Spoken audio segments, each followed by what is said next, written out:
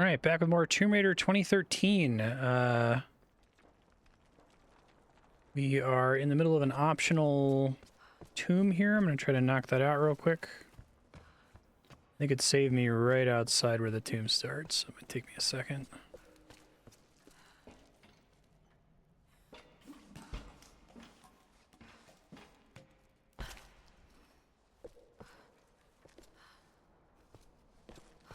This game has exactly the opposite. Actually, I think I need to go the other way because this looks like backtracking.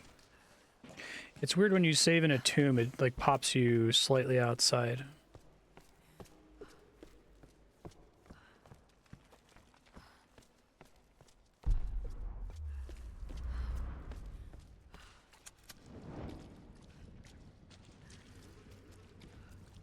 Watch me turn around again. Oh, God damn it. Okay, it's fine.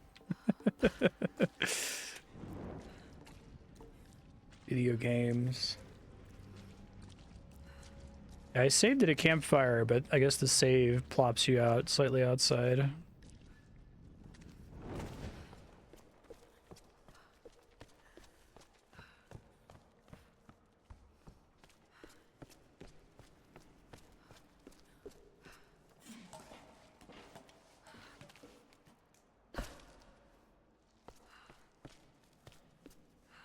Whoops. I'm not dead, so it's fine. My camera controls in this are the exact opposite of Spyro that I was playing a couple days ago. Here we go. Well of Tears. This is where I saved. Okay, we got throwables here. Probably throw them on this thing to weigh it down.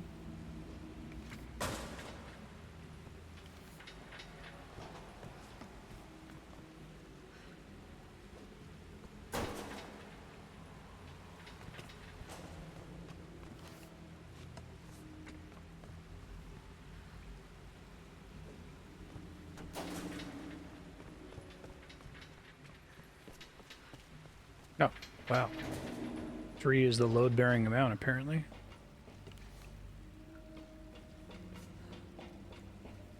Does it go up if these aren't on here, then, I wonder?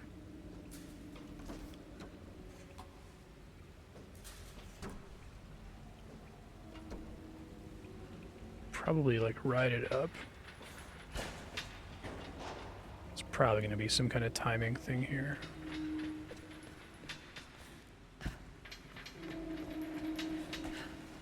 Oh. Camera! Fuck. And the rest of the way down. Just maybe I can not all the way weigh it back down. Let's see. Uh-oh. Did I just like despawn that into the floor? I might have.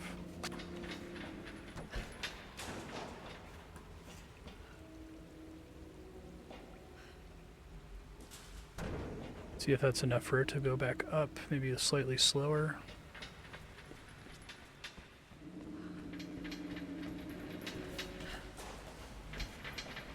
First try.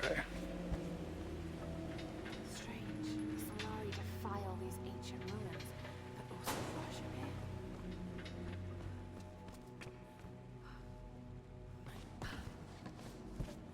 Wow, this is a substantially easier tomb than some of the other ones I've gotten stuck on before.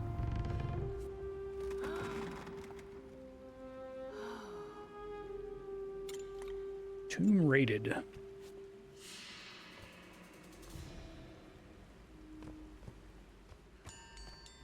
Whoa, that's weird. Like overscan or something? Hold on, y'all. Let me try to fix it.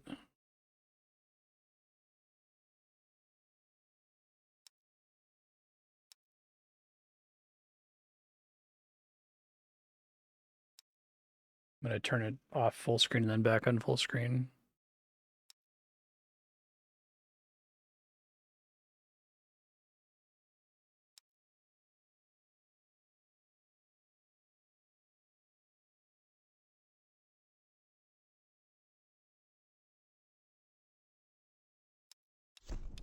No, that's so weird. Yeah, there's a thing in the top left corner.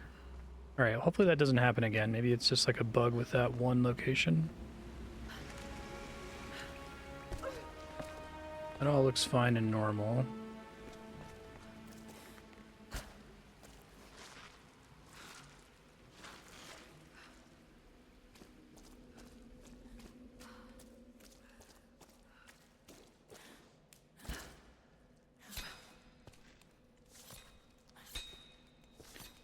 Hold X to light torch. Right bumper to shoot rope arrows.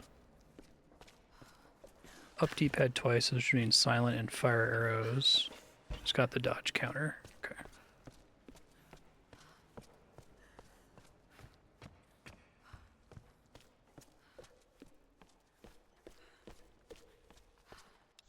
Everything else in the map looks weird. That seems like it's the right thing. I wonder why I'd put that one bit of text in the top left corner cut off like that.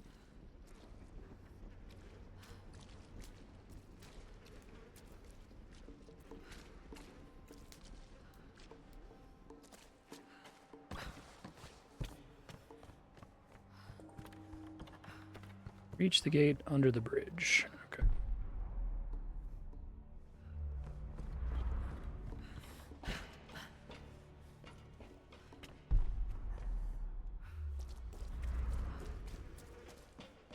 No problem. Uh-oh. Bit of a problem. Minor problem. Light problem.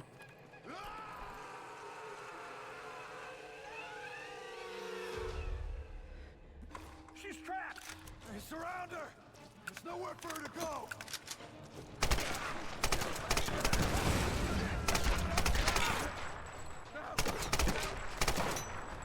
You're gonna die! Ouch. Now you crush her! She's just one girl! That one girl is kicking ass! Just keep at it, alright? She can't stop us all! We can technically reach him over that. It's hard to say. Going from the side!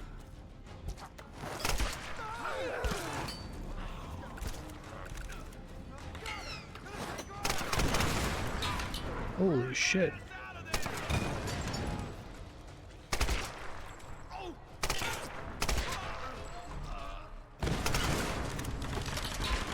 Can you not though? Thank you.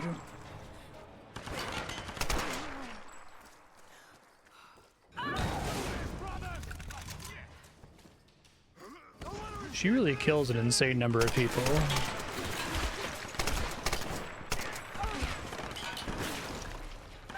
Oh, no! Laura, chill.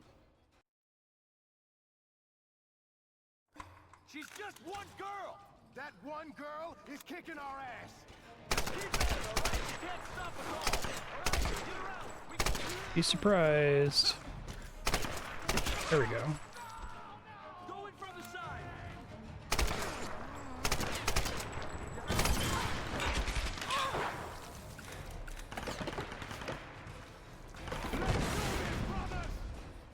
More assholes up here.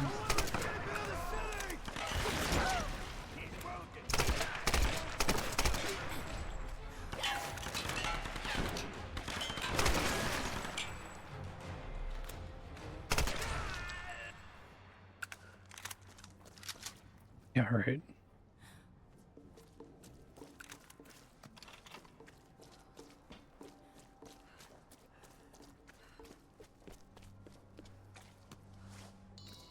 Get some salvage.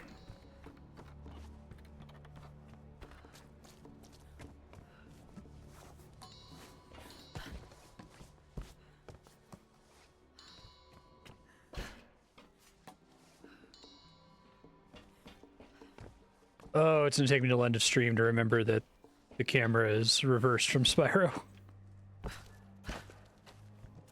I made the mistake of actually going into the Spyro controls and changing them mid-playthrough.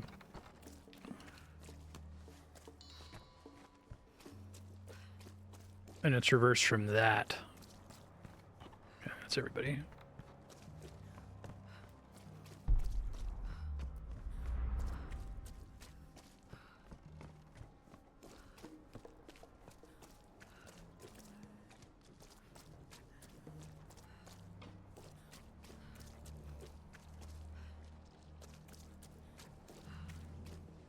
can't just run. So I could get shot interrupting me while doing this, presumably. It's jammed.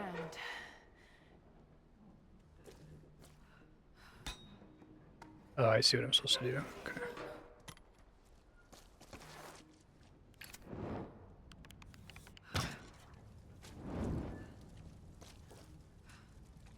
Okay.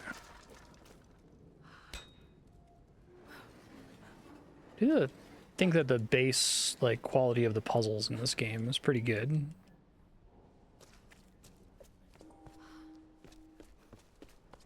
Yeah, exactly.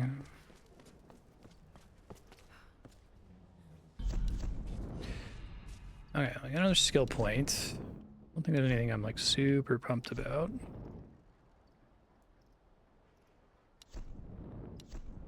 Turn rocks to blind enemies. Deliver a deadly stunning blow.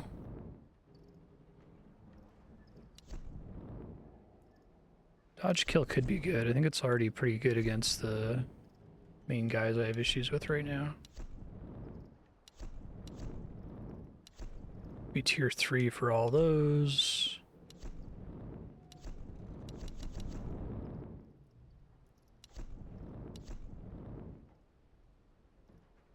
Climb faster, that seems nice.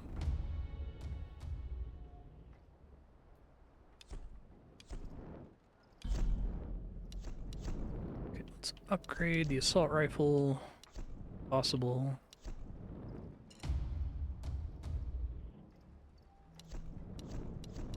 Oh, that was quick.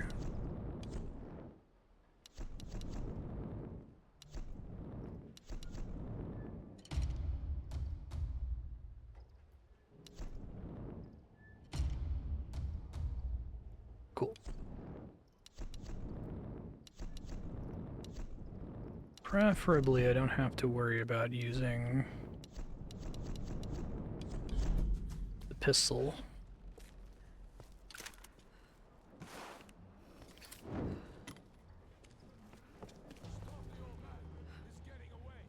What's going on? Assholes, Laura.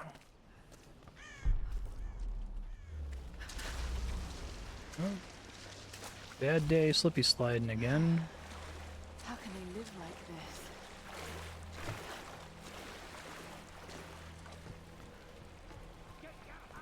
Really is gonna be Laura gets an infection. It's the obvious sequel here.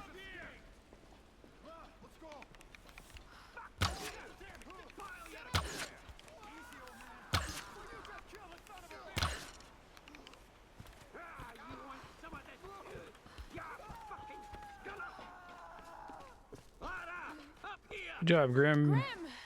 You They escaped! couldn't hold me. Get up here! We need to get the others. Well, let me loot these guys. Lara, get your ass up here.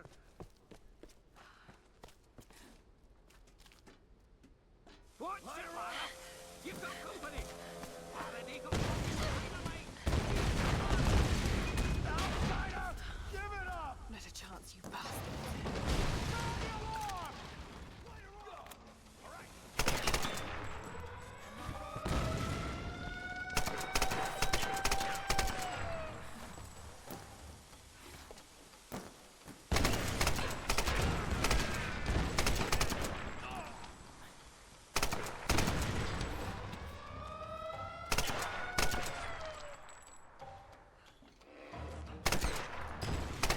What made him drop his thing? Good, she just won't die!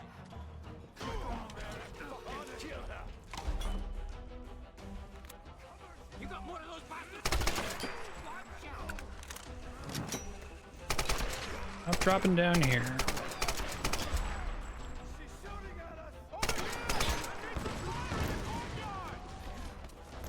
Not sure if it lets me headshot them here. So I wasn't getting the bonus XP for it, I didn't think.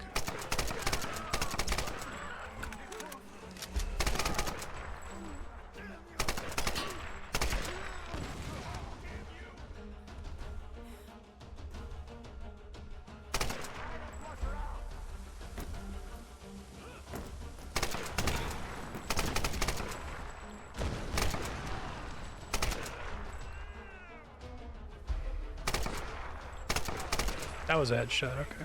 Get reinforcements! Go! Go!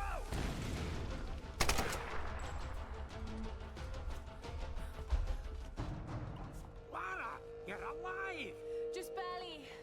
Where are the others? Still locked up inside. I'm not sure yet. I went really hard on Leagues 3 to the point where I like did everything there was to do in old school RuneScape at the time and kind of burned out on the game, so I like Leagues a lot, but I don't know if I could just play them casually.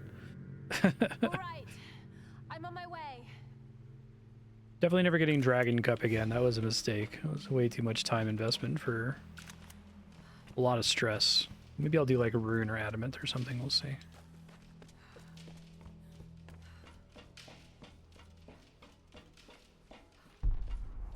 Okay. That way.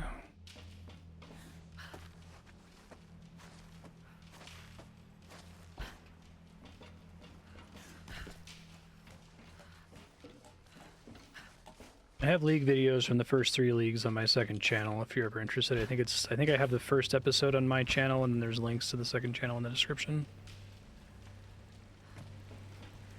Yeah.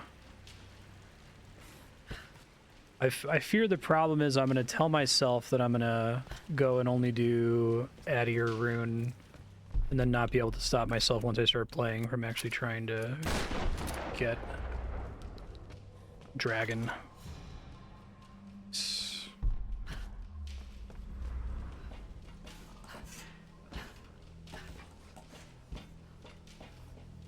Let's see.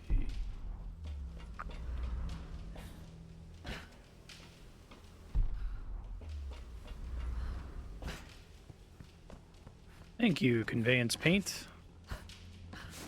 Everybody complains about.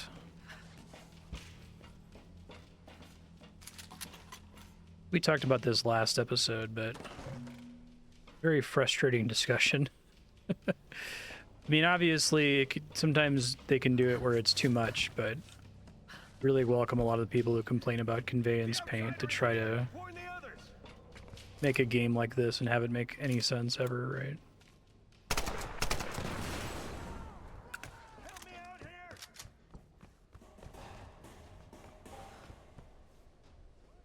I'll try to deal with these guys first.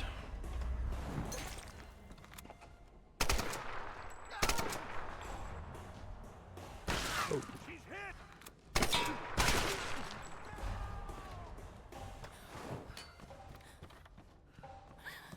Waiting for the full release on Hades 2 for sure.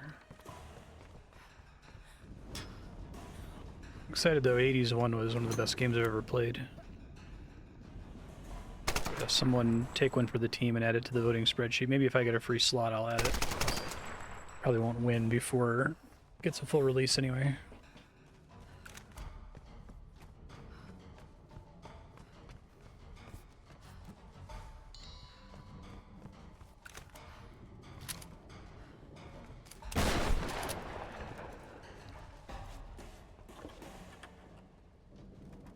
Inro are usually lacquered wood, but this one's made of brass. Probably dates from the 19th century. I'm sorry. The inside of this Inro smells like tobacco. Perhaps this was used as an ancient cigarette case. Cool.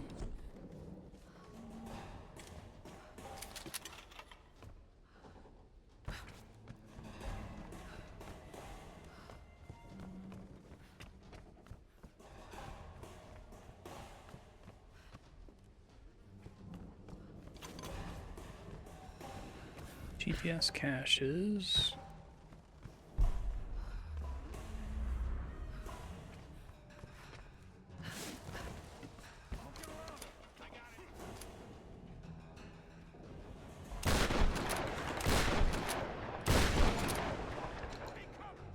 Shoot dynamite out of the air. That's pretty good. Pull off.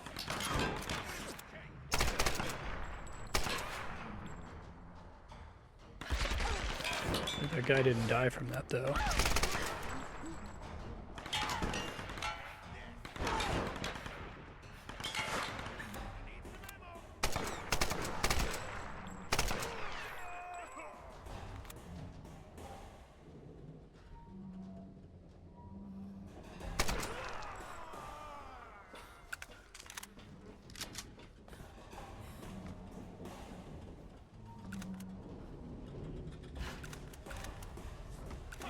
Yeah, exactly.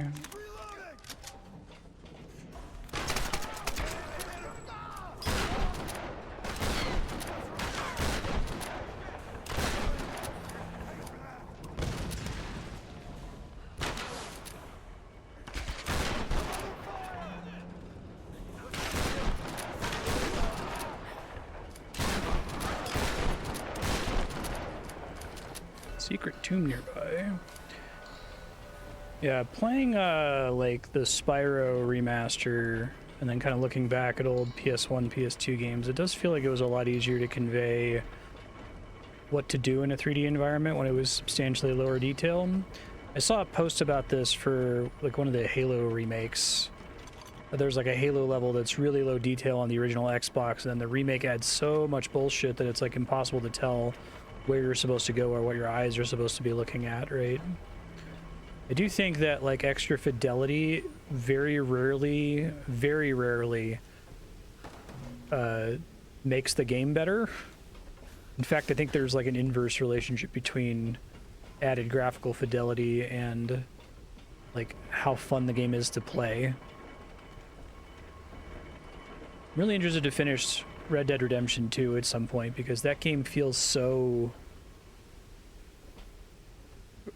commentary worthy, I guess is the nicest way to put it.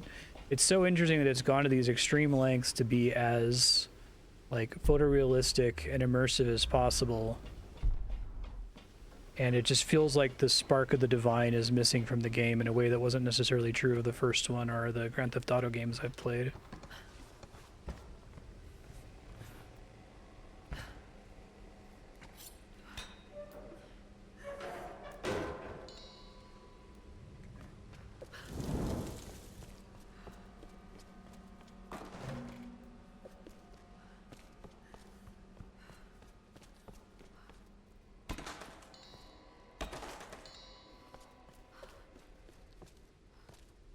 Graphical fidelity outpaces interaction fidelity. You can still only climb climbing volumes, even though the world is full of things that look touchable. That's a really good way to think about it, yeah. Like, you can do Breath of the Wild and let you climb literally everything, but your entire dev process goes into making that possible. It's not a thing you can just trivially recreate in any game that it includes climbing as a thing you can do.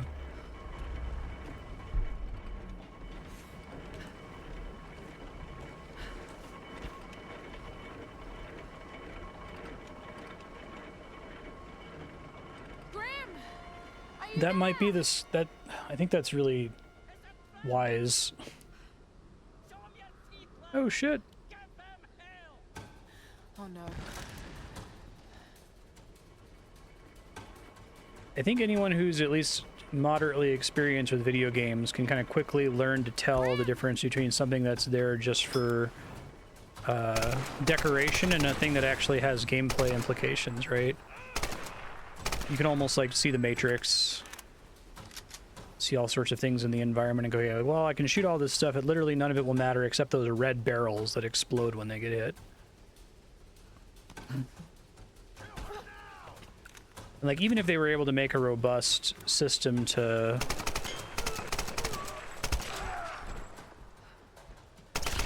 make things explode when you shoot at them, like, why would it matter to shoot most things, right? Maybe you can like shoot to destroy enemy cover. God. Yeah. Skyrim's 1,000 decorative objects that are containers for no reason. Exactly.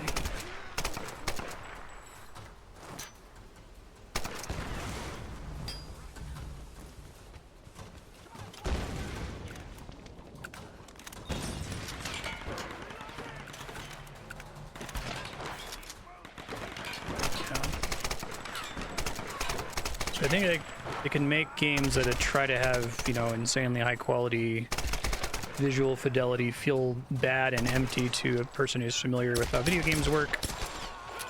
It doesn't take you long to realize, like, oh, all this pretty stuff is, like, inconsequential to the actual game. You start to, like, see the wireframe, so to speak.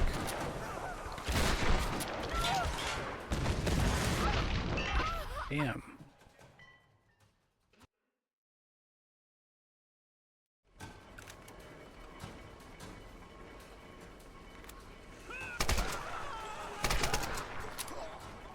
shot him off the fucking line.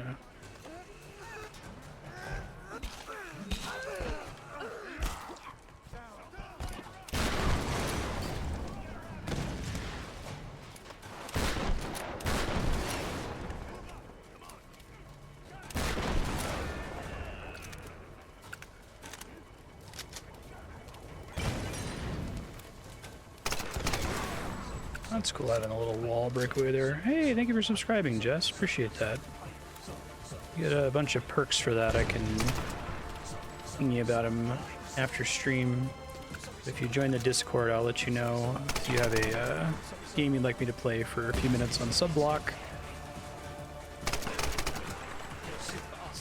You play them for about an hour at a time. If you can't think of a game for me to play, you can bank the hour and get maybe a 2-hour, 3-hour, or 4-hour session in the future. Yeah, thanks very much for subscribing. I appreciate that.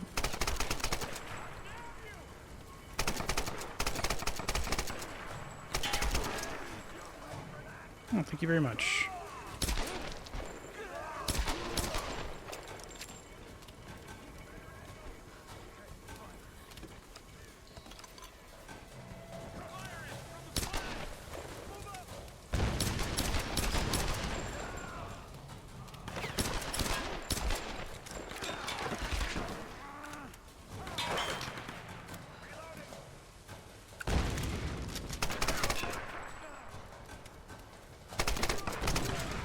I'm gonna drop it, so that's nice. Holy shit! Drop your weapons, or we kill your friend! Don't fucking do it! Okay! That's nothing, pal. I grew up in Glasgow. Now It's kick funny. them off the edge!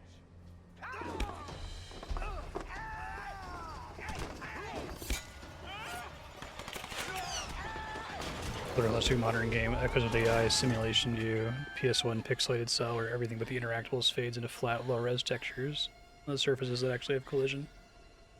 Because that's essentially what Tomb Raider Vision is, but with color highlighting of things that actually have gameplay implications. Grim. I'll make them pay. Sorry, Grim. It's a bummer. The palace. I've got to get to the palace.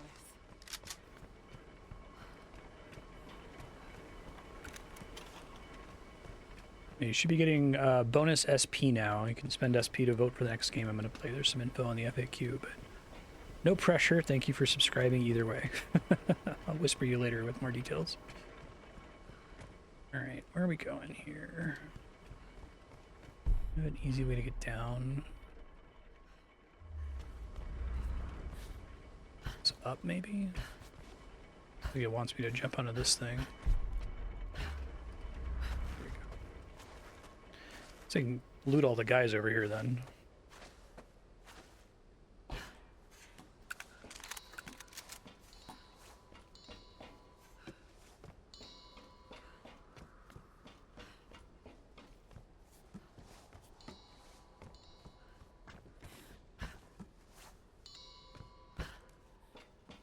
That might be a good way to very quickly describe kind of a problem with modern AAA games and games like Skyrim, like Spiky brought up. It's the dissonance between what the game appears to be suggesting it's capable of and what it's suggesting the player should be able to do and the reality, right? There's going to be a gap there. Oh, fuck. I'm on it. Must be why that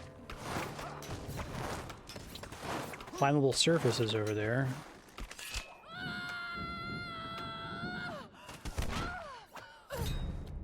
God, her bad day keeps getting worse. I got her! Shit. I've got you covered, girl. Thanks. You're clear to climb up. Thank God.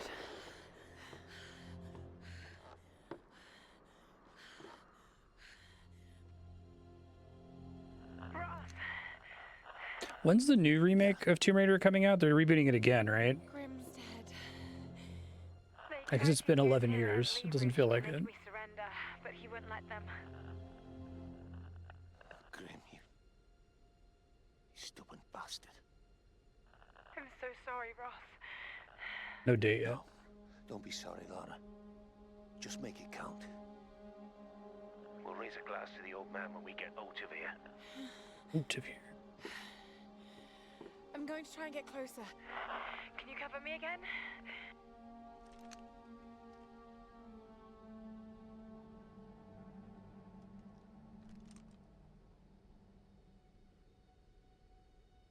Yeah. I've got a clear sight with my rifle until the palace. Try turning it up a little bit. Let me know if it's too loud. Make noise with the gun really quick. Yeah, it's probably too loud. Don't think I have audio options. It's SFX and dialogue, so gunshots and voices. Okay. Go with what I got, I guess. 888 RC responding to SOS inbound from Oh, don't come here. It's a bad idea. This is Conrad Roth of the Endurance. Do you copy?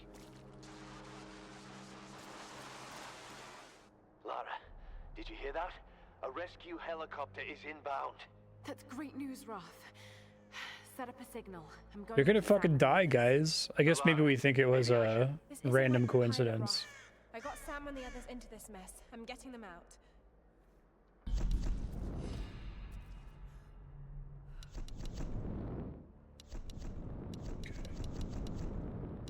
Don't count as tier 3 yet.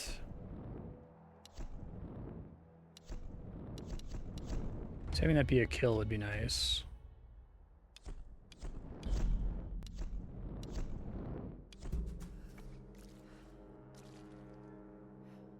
Yeah, right.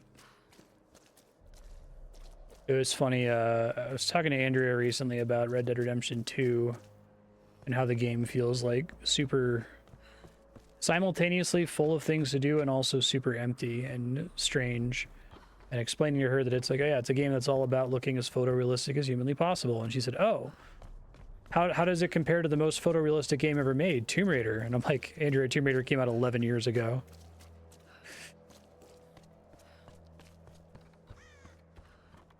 The distance between Tomb Raider 2013 and today is the same as the distance between Final Fantasy X and Final Fantasy 1. Ish. Give or take 1 or 2 years, I think.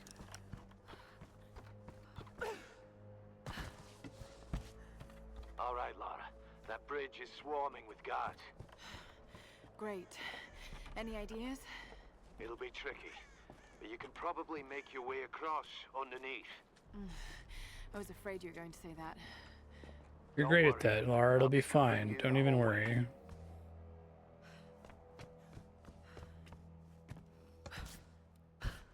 Come on, up you go. Final Fantasy 3 for the NES was 1990.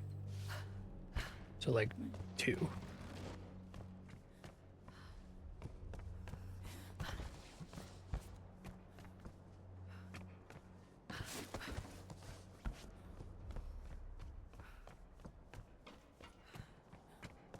I guess that's frightening and not in like a, oh my god, time passes. Lara, I've got them in my sights. Here goes. Right, there's a lot of kind of annoying complaining about the passage of time. Like, I can't believe that was 11 years ago, but I do think it is worthwhile to point out the gap between Final Fantasy 3 NES and Final Fantasy X and the feeling of difference between those two games. And this in games released in 2024. Will send us to the Oni if we don't find her. Only if we fail. Thanks, man. A lot of them run like crap on launch. I thought I lost you, girl. Are you okay? That was too close.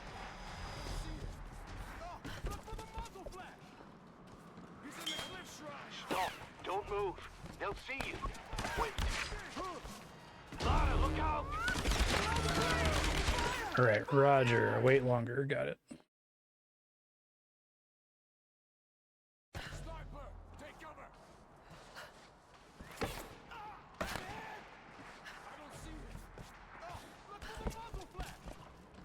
He's in the cliff shrine. Stop. Don't move. They'll see you. Wait. Go now. Stop! Hold it. Almost got him. Move! Stop! Wait. Wait.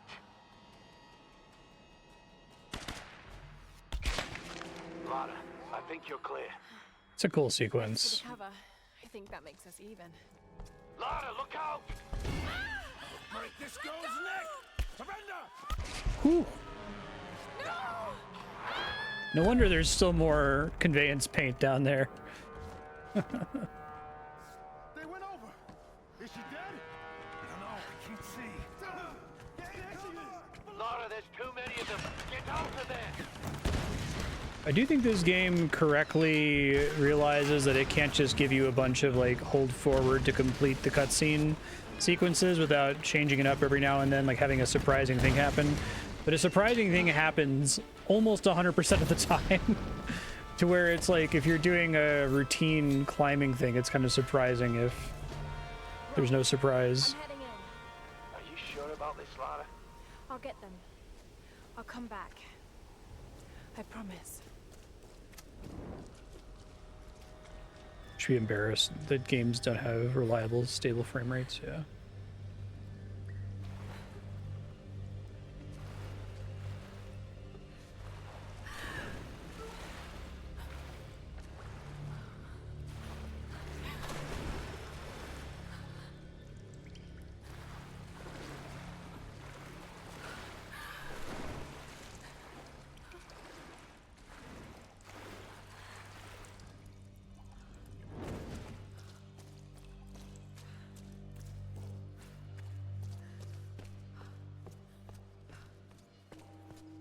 See the captured endurance crew.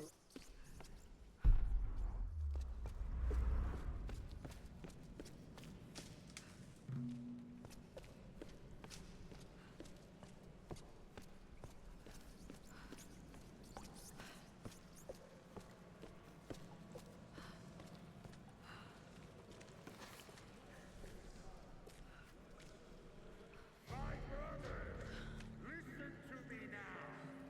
Out in the world, we were nothing.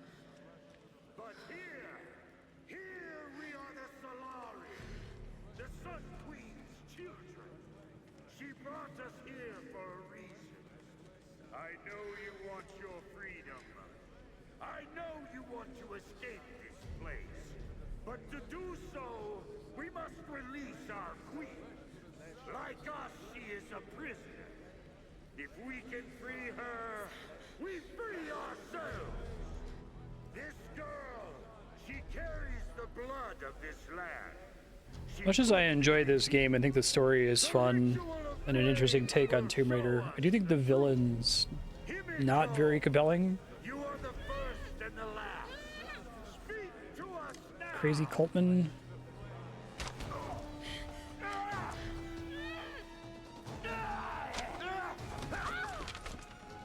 You killed our brother. Now I'm gonna kill you. This is for Vladimir, outsider. Outsider. Nikolai, bring her to me.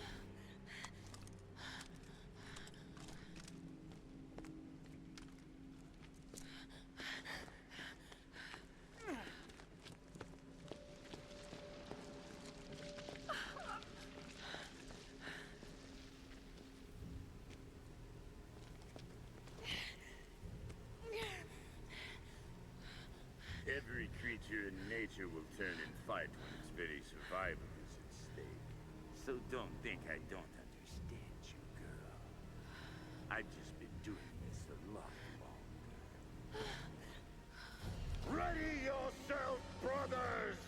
Our queen is about to speak! Speak to us, Himiko! Speak to us through the flame! Oh, I'm so sorry. Just look at me. Look at me, okay? Thanks, Himiko.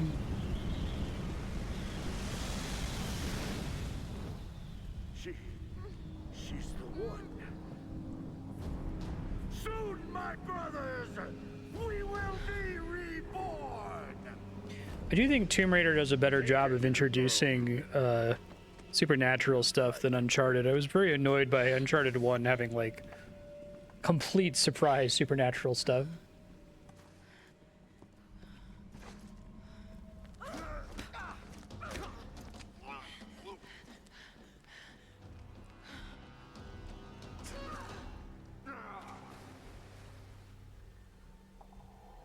I feel like, you know, the Ark of the Covenant being an actual thing that melts people's faces, it's pretty iconic. She is such an infection, though. She's so dead after this game. The Ark of the Covenant melting people's faces is a surprise, but everything else that happens in Raiders of the Lost Ark is so over the top and pulpy and campy that it, like, is a pleasant surprise. It doesn't come out of nowhere, but they keep trying to make things feel realistic in Uncharted 1.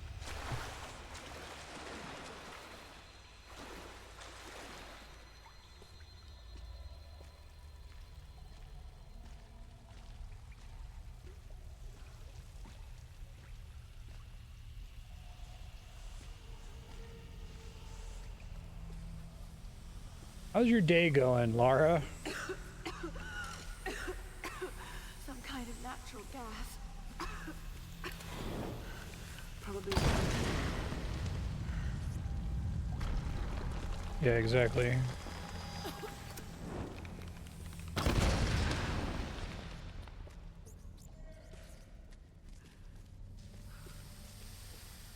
It's in that frustrating middle ground where I wish they'd just commit to one or the other. They're trying to have their cake and eat it too. Every new brother is assigned a job, a purpose in the Solari. As long as Matthias continues... God knows the things we've done.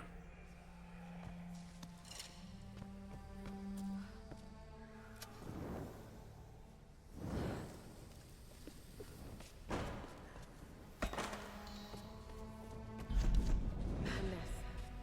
That's what this place is.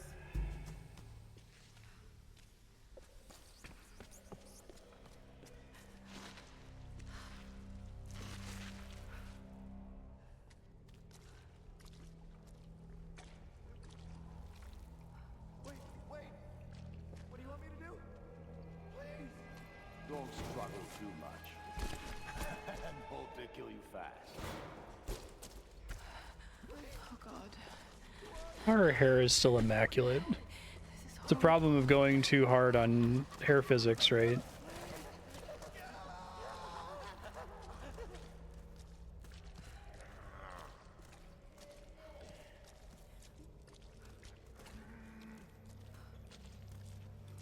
It's a pretty cool set piece, this area.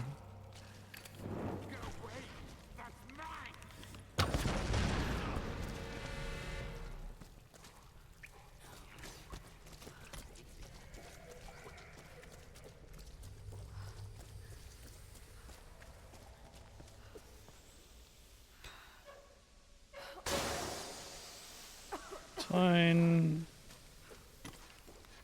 But they didn't take her later. It's cool of them.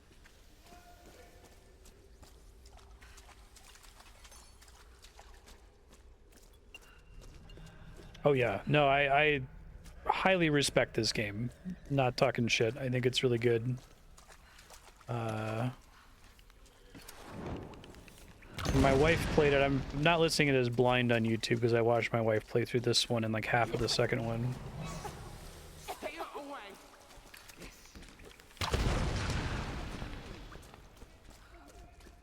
Fresh meat. Having played a bit of the earlier Tomb Raiders, this one really felt like a huge step forward. And doing like this pseudo Metroidvania structure to it was a really, really cool idea. And I think it works. It's a little silly, some of the things that are Metroidvania upgrades, but they're silly in Metroidvanias too, so not a big deal.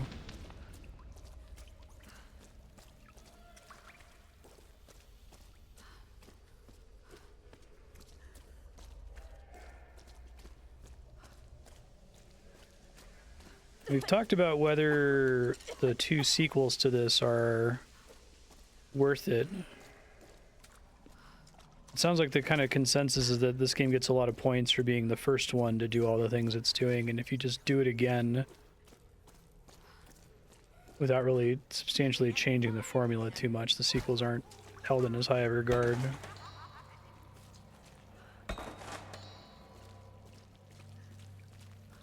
Would you say the sequels to this one are like, you know, Mario 2, Lost Levels, or Doom 2?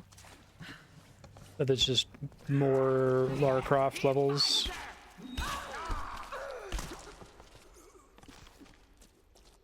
I guess they can give you a whole bunch of new locations and stuff, so it's not just using all of the same level design tools. But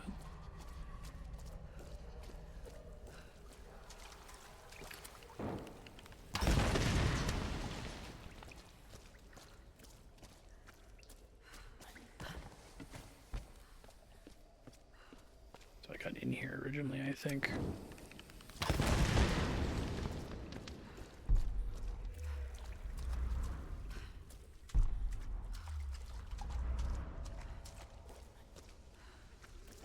We're not crazy out of ideas.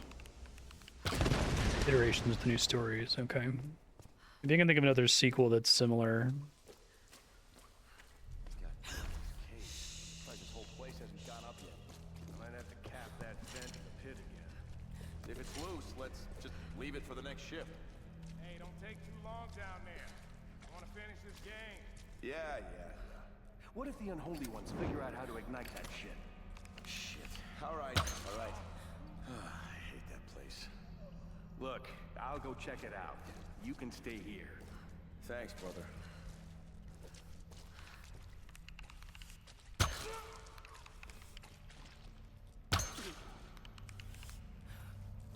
Nice.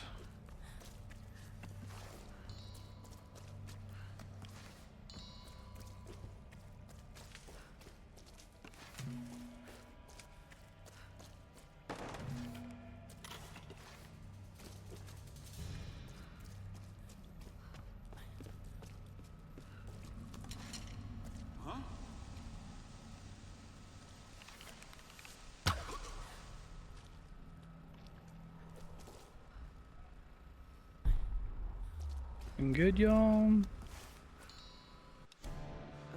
honey, I didn't want to write Reyes. this, but if I don't do it now, I might not have enough Find Roth. He's your father. You have his Mama got eyes. herself into some trouble.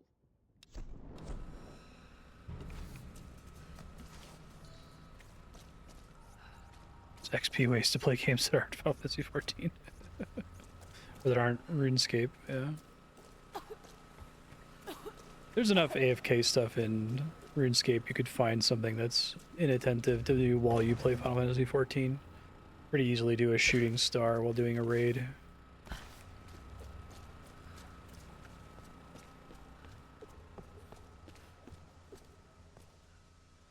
I haven't convinced Spiky to try RuneScape yet. Turned off by the click control mechanism. You know exactly how it'll be structured, yeah. Yeah, on the one hand, I really appreciate their commitment. They don't count as a specialist when I get covered in blood, that's fine. Appreciate their commitment to the formula, and they kind of have something that works, and they're not, you know... They're not going to be too experimental with it and potentially break it, but... Definitely have a formula.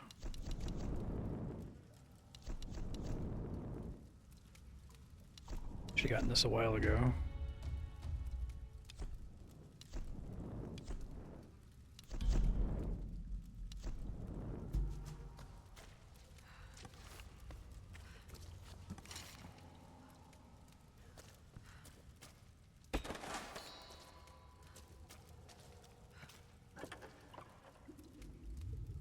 Looks to be early 18th century. I remember black silk fans were used when conducting funeral rites for nobles. Cool.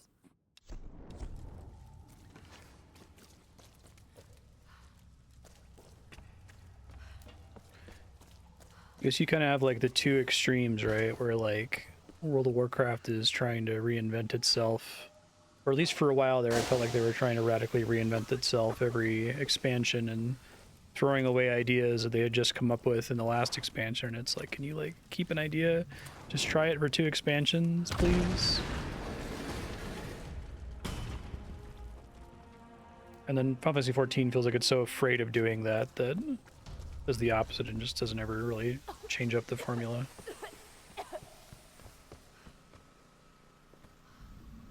Okay. I don't have premises as good as this. I never figured out how to transition this Lara into competent Lara.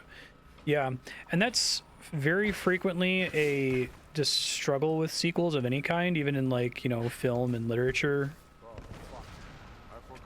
You have a great pitch for a character, you have a great pitch for a character arc. How do you have them arc again? Sometimes they pull it off, but... Let's search the pit. Hey, what's going on down there? Oh, hey, Nikolai sent us down. We're here on order. Some of the enforcers told us we, didn't act. It's a shitty way to die. Next to be that guy. He blew it up again, that's funny.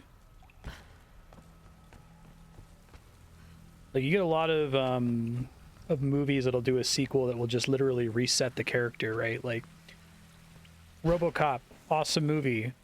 Ends with RoboCop saying that he's Murphy, not RoboCop. Like, that's the arc, right? And then the second movie opens with him just calling himself RoboCop again, and we've just undone all of the work from the first movie so that we can have a sequel. I agree, yeah, Tony Stark was actually pretty solid. I would agree with that. I know everybody hated Iron Man 3, but it's a really good character-focused movie, and it's kind of unfair the hate it got. Let's talk about different problems this character could conceivably be having, right?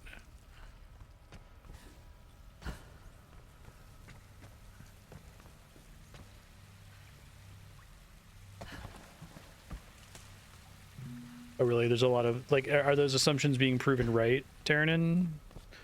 Like, is it funny that people have been trained to spot the patterns so closely?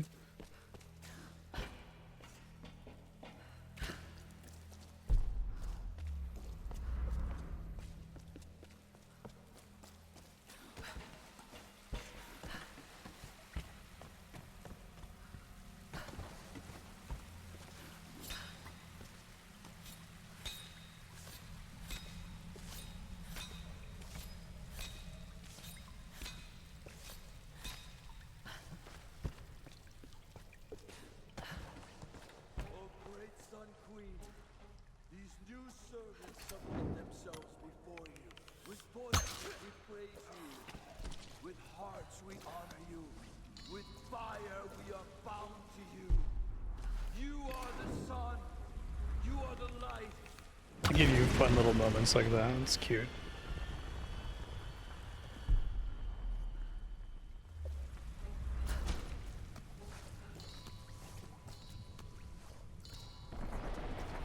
Everyone knew what post-release patches would get new in-game crafting gear and recipes. In Endwalker, probably still do for Dawn Trail. It's really funny.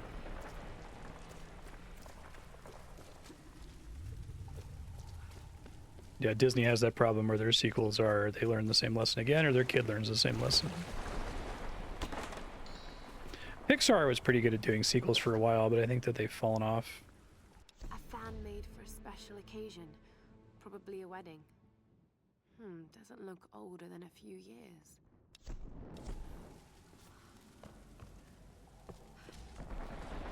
I think Toy Story 1, 2, and 3 are all pretty solid, but that's because all of those movies are essentially an ensemble film. So you can make the first one be about Woody, you can make the second one be about Buzz or whatever, right?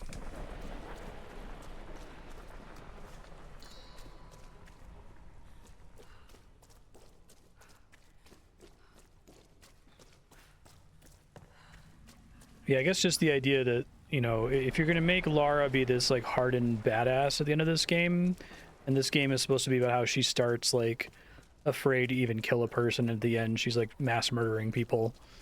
Like, that's cool, and I enjoy that about the story of this game. But I feel like you really have to lean hard into now she's this, like, unfeeling badass in the second game, right?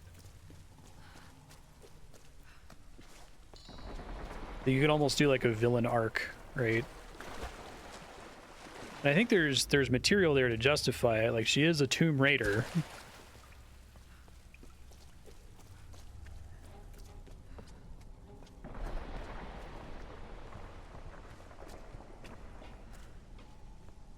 Pixar has a Ship of Theseus problem. the artists and creators that we call Pixar for all the movies that were made in the last 30 years, generally not the same artists who are still working there.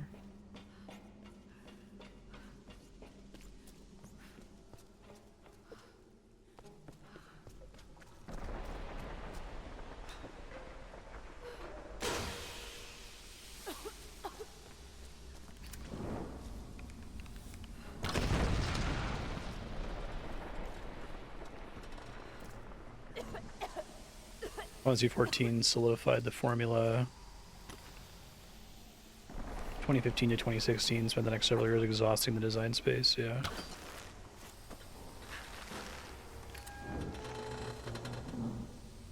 That's interesting.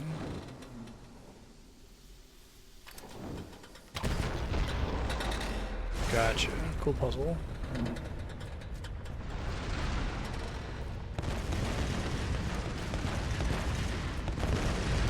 I feel like you could really get Indiana Jones for that too, right? Belongs in a museum. I don't know. Maybe it doesn't belong in a museum. Maybe that's kind of fucked up. It's pretty solid. It has the deprecation problem where any content that's from older expansions is going to be a cakewalk. So if you don't mind like one-shotting bosses with no effort that clearly were originally supposed to have mechanics to pay attention to, you still have a good time with it, I think. Yeah. Probably actually ideal to play single player, honestly. Especially now that they made it so you can play with bot companions for a lot of the dungeons. My main problem with it playing it years ago was that I was really trying to play with friends, and it's a disaster to try to play with friends.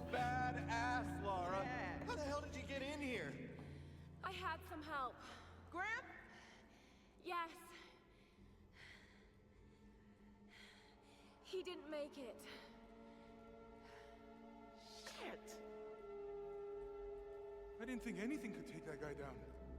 He went out swinging. Gave me a chance to get to you. Look, there's a rescue helicopter on its way. I know they're keeping Sam separately. Have you seen Whitman? Guess he didn't make it to the guest rooms. Mr. Showbiz probably weaseled an upgrade. We'll find him. And Sam too. Do you like visual novels would be my main question, yeah. I'll find a way to get you out. I'd say it's a visual novel before it's a JRPG. Let's try to loosen this thing up. Come on, guys, again. There's probably substantially more text in the first like Realm Reborn storyline than in any individual single player Final Fantasy from 10 or prior. Just spitballing, that might not be accurate, but it feels like it. We heard them talking about a sun spirit. Sun Queen, the ancient ruler of Yamatai. You gotta be kidding me. You mean this is Yamatai? Yes, it would appear so. Well, ain't that something? We found the damn place after all. This wasn't what we expected, eh? Yeah, if you like visual novels, then I can't recommend it enough. Probably a perfect game for you. Somehow. Their leader thinks she's some kind of key. Oh, great. They have their own Charles Manson, too. His name's Matthias. And he sucks. Oh, poor Sam. Hold on to something!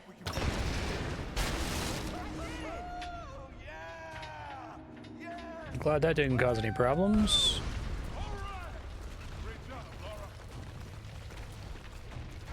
This place is becoming unstable. The floor is starting to buckle. Don't worry about it, Lara. Just get us out of here. You're doing great. Jump over. We'll keep the cage steady. The nice thing if you're coming into Final Fantasy 14 from old school RuneScape, one, it's not structured in any sort of predatory way, and two, there is a substantially finite amount of content that's worth bothering with. So it is a game that you can beat, and it is designed to be beatable. Like, I think Yoshi P, the director, has talked about like wanting people to be able to tune in to play the new expansion and then explicitly stop, like cancel their sub until the next expansion comes out. Doesn't have like World of Warcraft style forever game things in there that make you feel like you need to be playing it all the time. Neither does RuneScape. RuneScape just has so much content you want to play it for 3,000 hours, right? What happens when you don't deprecate all of your old expansions whenever you add new content to the game. We gotta get out of this thing. Oh, Oh crap, this is bad. All right, you be everything's fine. Watch where you stand. This thing's falling apart.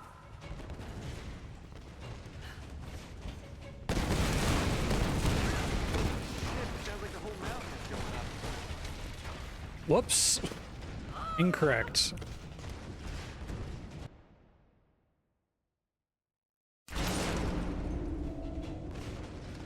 I feel deeply discouraged from touching forever game content in FF14 just because the way a new expansion is going to like undo everything you've done or make the thing that's challenging now like a waste of time. You just wait 6 months, it makes me not want to play it at all. Could be a way out of here. If we can swing this cage over there, maybe we can jump free. All right, then let's start rocking this thing together. Come on. I want to see an MMO developer respond to Final Fantasy XIV and really like lean in on the level sync concept.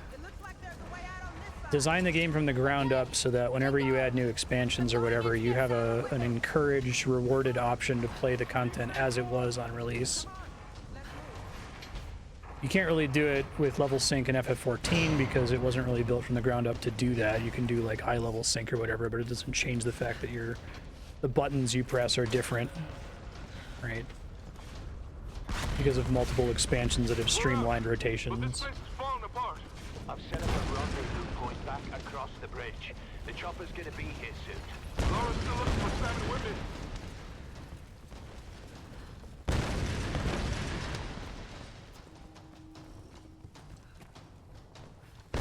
Playing live service games like that always just makes me sad to play them because it feels like I'm walking through like a museum of dead content. Like, oh, I bet this was cool years ago. Oh well. Guess I missed it. God damn. This is like over the top.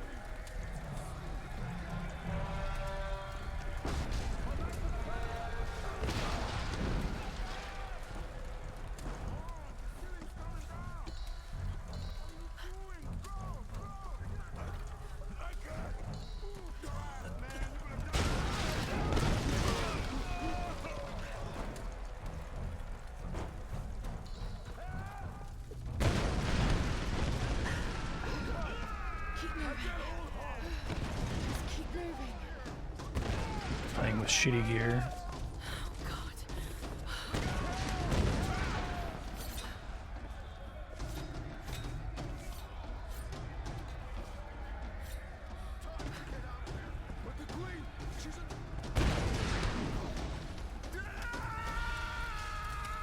Sure.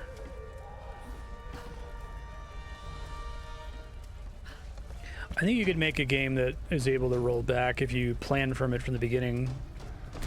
RuneScape has very little deprecated content. Old school RuneScape has little deprecated content, like RS3 is a deprecation engine. That game exists to make content irrelevant. It's this huge, like, massive planet of a game where like 99% of it is dumb and pointless in RS3. No one leaves. That's what I heard in Japanese. Yeah, Guild Wars 2, they made a good effort with it. I appreciated that. The ritual from Himiko's I was really fucking into Guild Wars 2 before it came out. I was reading all of the like developer manifestos and stuff. They had a lot of ideas. They're like, we think MMOs are kind of bad, was their thesis statement. And we have a bunch of good reasons for thinking that. And we have all these ideas to try to fix it. And a lot of the ideas ended up not working. But I at least appreciated that someone was coming at it with that sort of fresh set of eyes. Oops. Final Fantasy XIV is almost the opposite. It's, we should not try to make our own thing here. We should respond to what the trends are in the industry and make a game that works. That's a really good example of that, right? After 1.0 was a fucking disaster.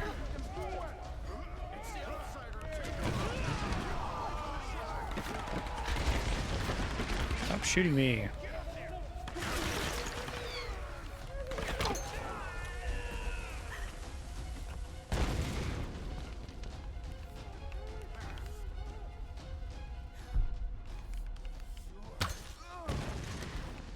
Eh?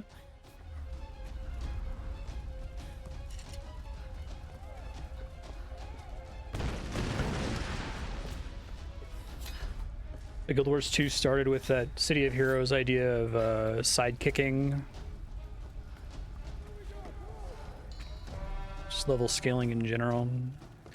I think after the beta they got rid of sidekicking up, like level scaling up, because it feels bad to just be able to go to an endgame zone right away. I think that was a good decision.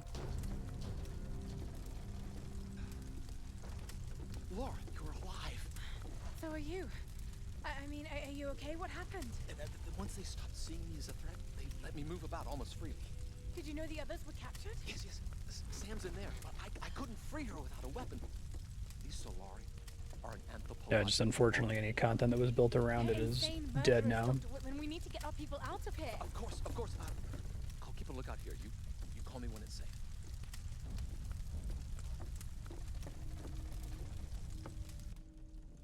This fucking guy. Super trustworthy. I don't think you understand. You have been chosen, Samantha. This is a great honor for you. For all of us. Some were beginning to doubt we'd ever find you. But here you are. Please. I know you think I'm something special. But I'm not. I don't want to be chosen. This is not about what you want. It's about what you are.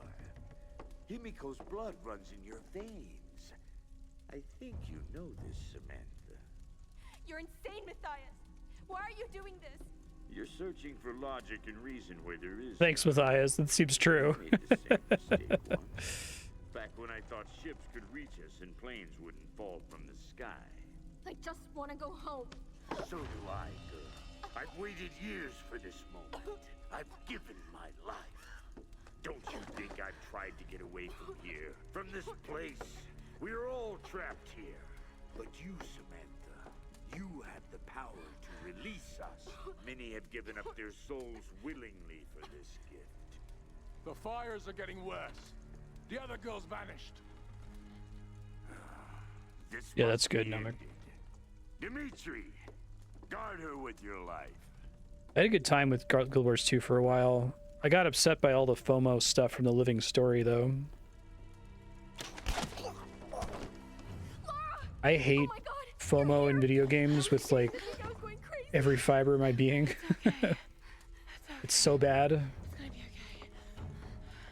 My weapons. Oh, hey, that's How convenient. are we ever going to get out of here? We need to leave before he comes back. Whitman! Whitman! Where the hell is he? Betraying us. Probably. I actually don't remember the story specifically. I just remember the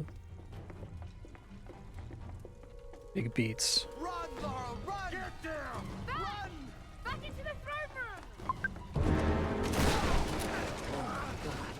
Oh my god! Although actually it was sort of obvious. Did they ever make the old Living Story stuff and the old achievements accessible again, Namek? Sam! I'll find another way out! Oh, absolutely, Jess. Yeah.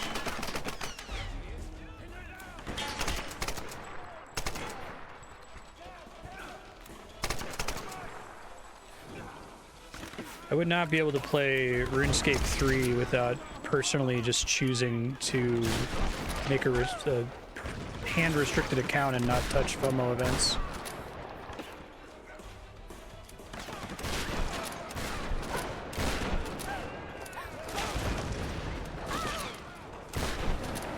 Shit. There's an event going on right now in RS3 where you can get what's called infinite porters, which basically means that whenever you're doing any sort of gathering activity like mining, everything that you gather gets banked automatically for no cost. And it's like gonna be for like 2 weeks or something. It's horrible. I hate it because like it would mean that if I don't, I would feel very pressured to play during this 2 weeks and do all of my mining and archaeology and farming and shit that cares about inventory space now. And then if I didn't get to it now, then anytime I tried to play the game when that event wasn't active would feel worse, right?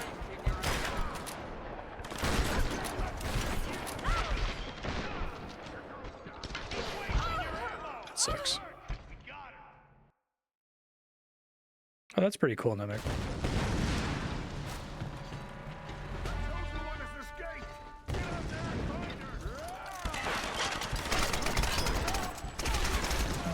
Yeah, I agree, this name.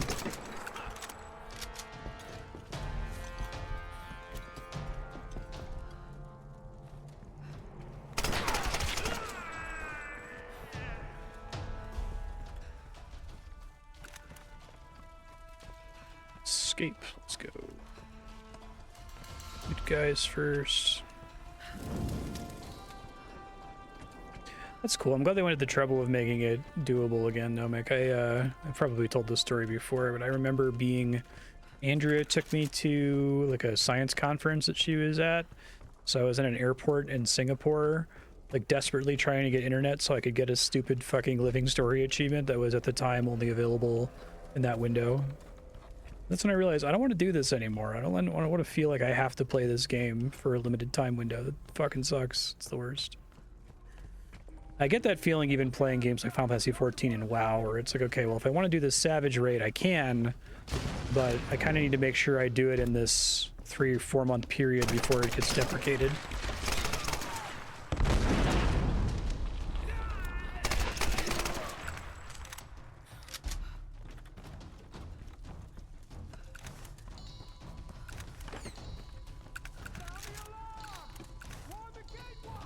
Oh my god. Played Monster Hunter World for the first time after release, logged into a notification. They're running an event quest for 2 weeks. It'll be expired by the time you're equipped to do it in 100 hours. Yeah. That's ass. I don't like it.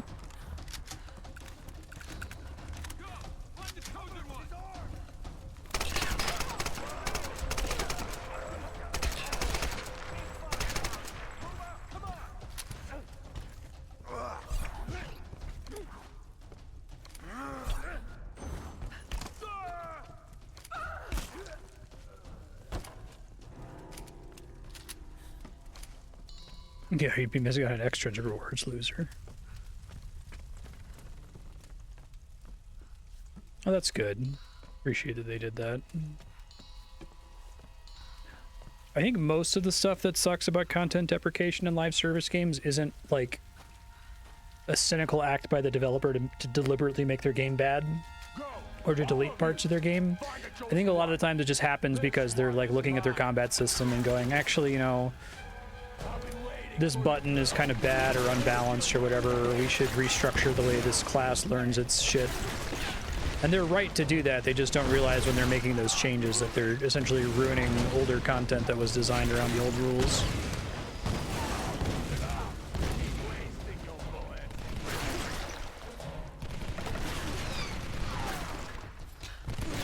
And it's almost never worth like committing to redesigning the old content around the changes you made, right?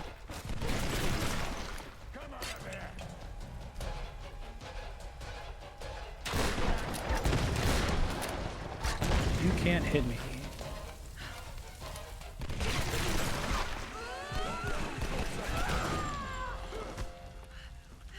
Suck it, bud. That was a good try. No hiding now. Oh, that's awful, Robin. Yeah.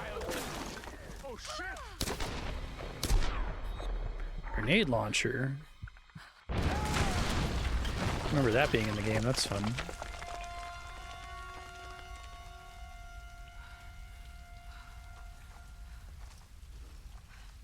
Yeah, that's really cool to hear, Namek. Maybe I should give it another try sometime.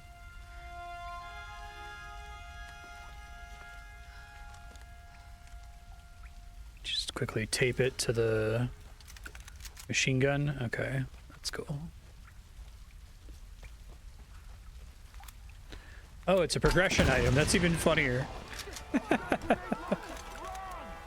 I love how they try to make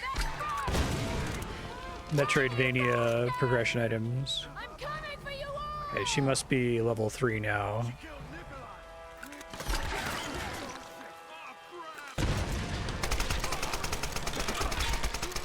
I remember Andrea really enjoying that moment when they're like, holy shit, she's got a grenade launcher. Like, okay, that's good. That's actually good.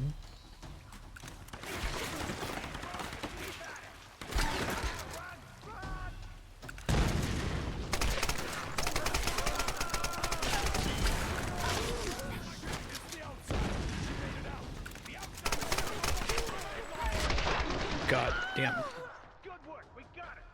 Hey Bucky, how you doing?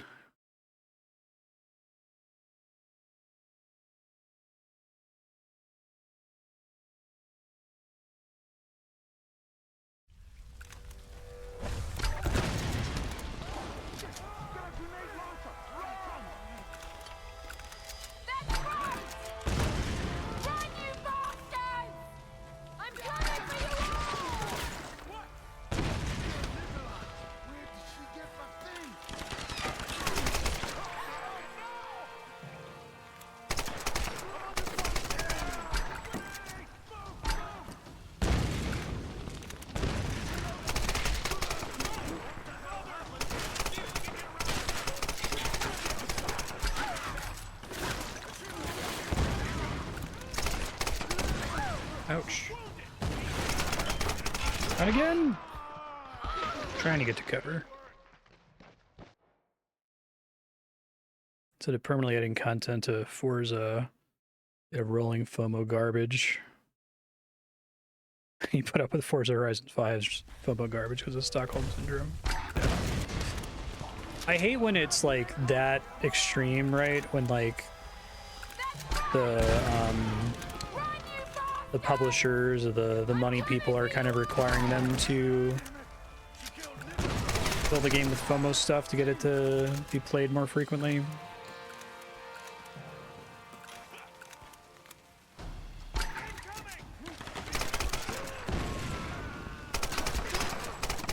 Obviously it sucks when it's not on purpose and the devs are just trying to make their game better and accidentally making their old content worse as a result. I'd rather have that.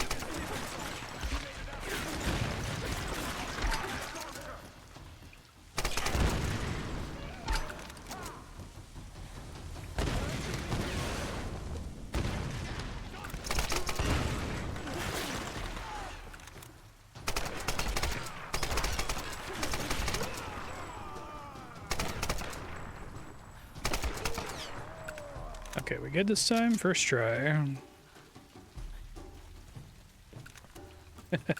Quit playing Hearthstone because they announced they're to increase the pace at which new cards are added to the game. If that's not an indictment of the free-to-play model, I don't know what it is. I know, right? I was reading a little bit about that from Jason Schreier's new book. He did an article that's like an excerpt from it,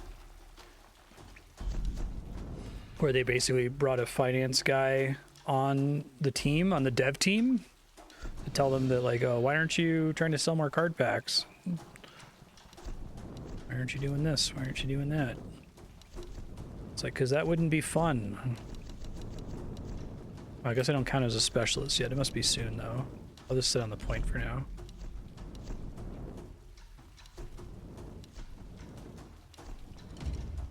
Incendiary shells. What do we got on the... Can't upgrade the grenade launcher directly. Okay.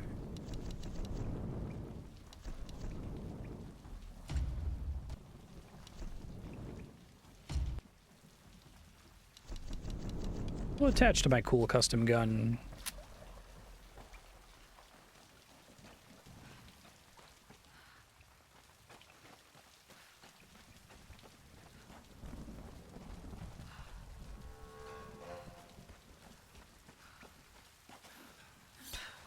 Yeah, it seems like Hasbro is trying to make the line go up with Magic. It's a bummer.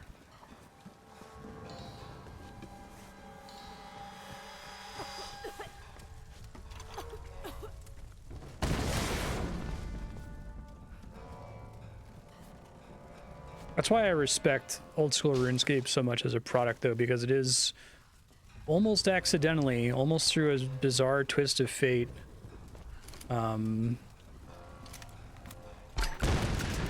committed to deprecating as little content as possible, like forever. I'm sure the corporate owners of Jagex are pretty fucking pissed about that. They seem to be pissed about it.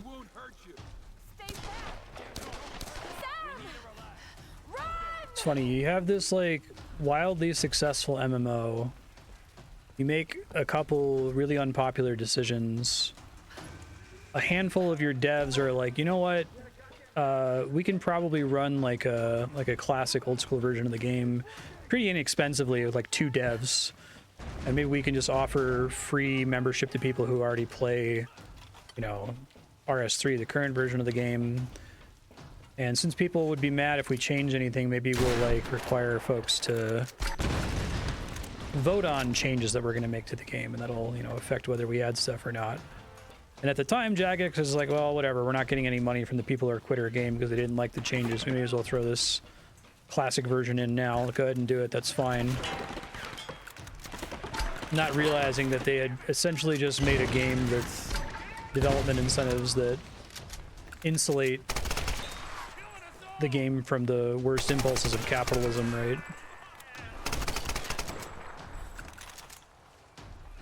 And now it's like 10 years later and old school RuneScape is substantially more popular than RS3, and they still can't fucking change it to be predatory and bad.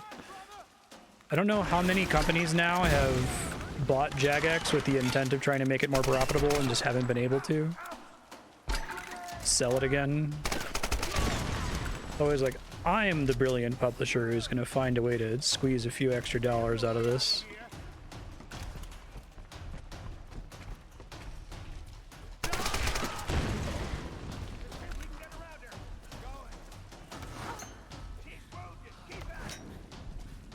Yeah, that's really funny with WoW Classic.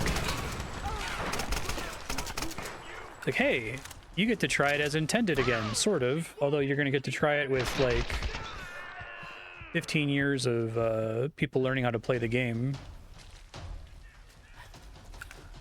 But it's funny that they kept the treadmill intact, right? They had a chance to do it all over again, and they just did it all over again, essentially. It's true, yeah.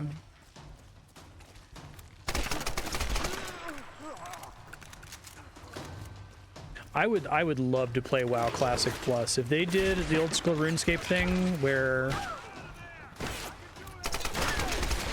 they forked the game after the Wrath of the Lich King, and they had some kind of, probably not as aggressive of a polling system as old school RuneScape, honestly. I think it's kind of bad for the game in some respects. It's gotten better as the player base is more and more new people who aren't like super conservative about what it should or shouldn't be. Your Asmongold hashtag no changes assholes, right?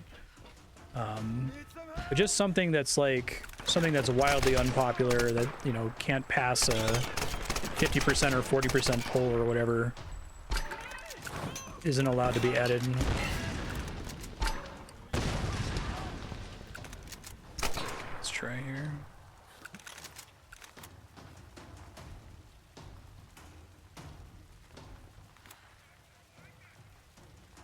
Yeah, capitalism itself is bad as encouraging. That's a good way to think about it. It's a systemic problem. It's good to think of capitalists as like vassals or like avatars or like appendages of the systemic thing that's acting upon them. Oh, Jesus Christ.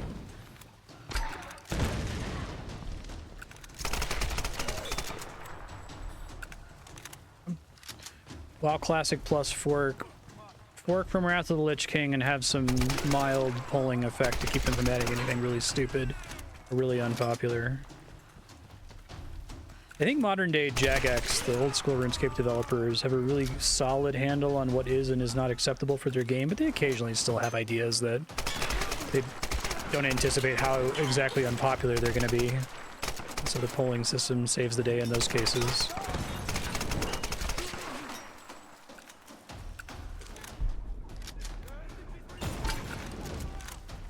I can reach that guy, maybe?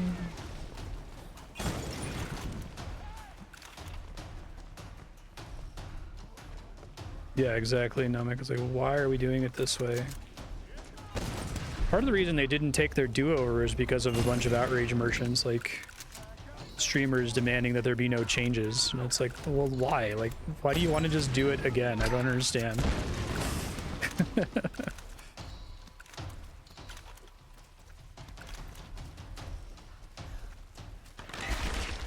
Oop. It's chilly here.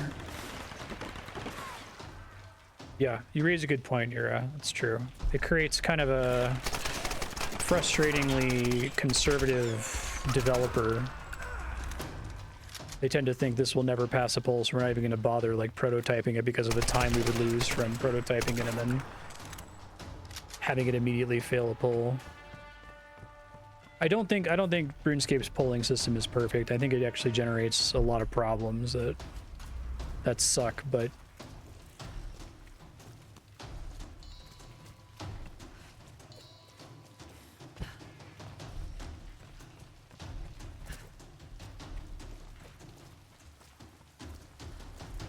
basically what happens is we've trained Jagex to only pull content that they already know is going to pass, right?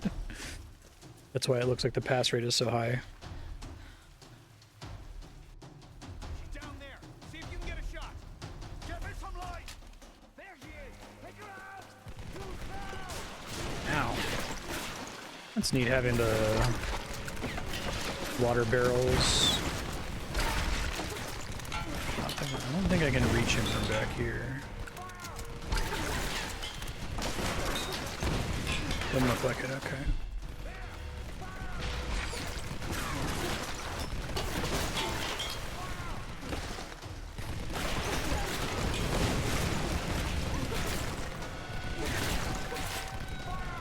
It's meant to discourage me from going that way? Okay, I think so.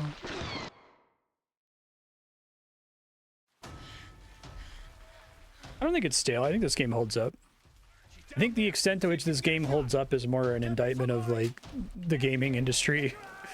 If you told me this game came out like a year ago, I don't think I would not believe you. I'd be like, yeah, okay, sure. I can't think of anything in the design that feels like fundamentally dated, to be honest.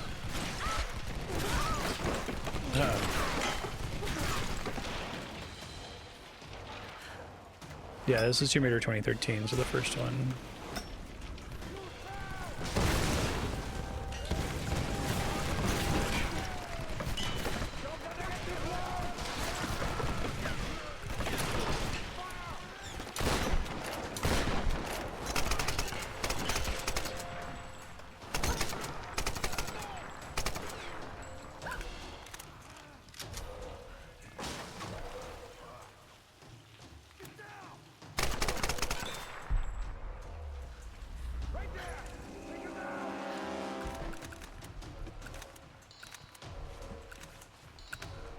Yeah, I know, right? She's got a grenade launcher. Take her out before she gets too close. Fire!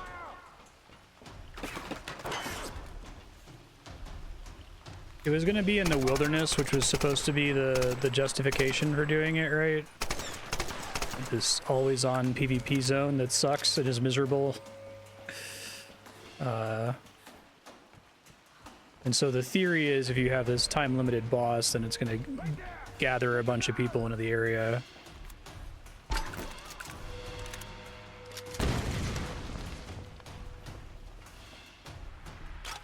And get them to PvP with each other. I see, there's a little metal thing for me to break there. That opens this door. Tell him, Lara. Lara, climb over. Come on. Head for Roth. I'll follow. And Sam, don't get on the helicopter. Just trust me. Please trust me. Go! That's actually one of the problems with the polling system, is that one of the mistakes that Jagex made that got a lot of people upset with the main version of the game that led to the spin-off of Old School RuneScape was getting rid of PvP, because like Jagex realized that the wilderness is kind of cursed, like one of the most cursed things in the history of video games. And unfortunately, Old School RuneScape is essentially locked into dealing with that.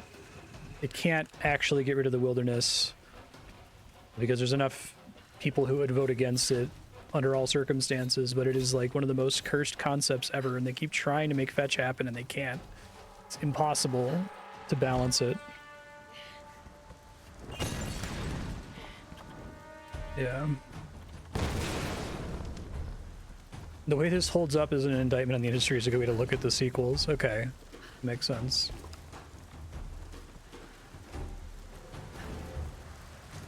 Yeah, I'm trying to think about like the difference between this. Oh shit, I was supposed to press X. The difference between this Tomb Raider and like the first Tomb Raider is night and day. Like the controls are so much better. The way you can explore feels so much better. The progression aspects are great. Right, the gunplay is really good.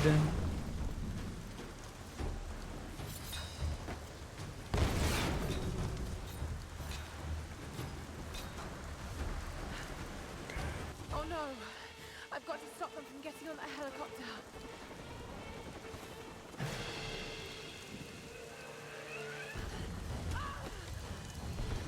God.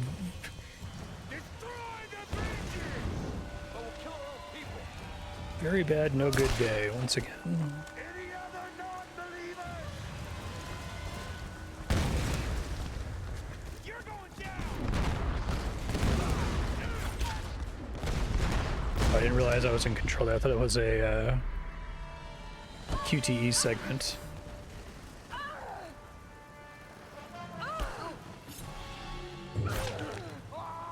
Brutal. The Sand Casino wasn't cursed. Cursed means you have some kind of fantasy and the fantasy doesn't work. Sand Casino was just bad. The fantasy with the wilderness is that you have an environment where you have a bunch of players who are predators and a bunch of players who are prey. And you have things that draw people into the wilderness because they have like better experience rates or better loot or whatever. And that they're doing that knowing that they're taking a risk that a player could show up and take all their shit. And it's a neat fantasy, but it just doesn't work. It has a lot of problems. It's so easy to like mitigate the downsides to like, you know, go into the wilderness with nothing being risked, or only play the game at 2 in the morning when no one is online, or only do wilderness content that no one bothers to harass you at. Yeah, Sand Casino is also borderline illegal.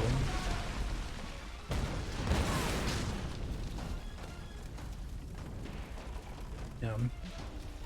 I'm actually really interested. I'm excited about this community server idea that they're doing. I think RuneScape is the perfect game for that concept. And I wonder if someone's just gonna finally make the PvP Predator players' dream community server so they can all just go play on that server and then leave.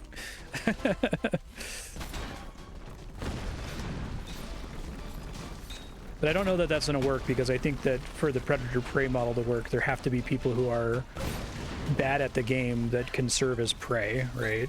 Or they're bad at PvP, I should say, maybe not bad at the game. So if everybody moves to the community server where everyone's a god PvPer, then there's no prey to pick off. It'd be like making a version of Fortnite where only like the greatest players in the world can drop in. Yeah, no one plays permanent deadman mode, even with the boosted XP rates and everything. I kind of want it to happen though, just from the perspective of, this is pretty cool.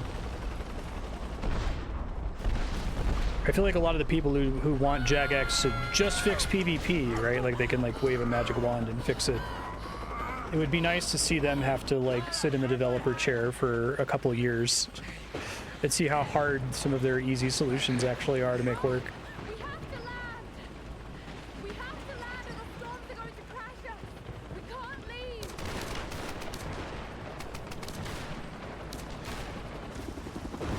leave. I just saw here saying, Spiky, the number of games that tried to copy WoW's two-faction thing like it was an integral part of the genre and not an aberration. It worked in City of Heroes, but City of Heroes let villains and heroes team up pretty quickly. Let them sit in the developer chair for a couple hours, exactly.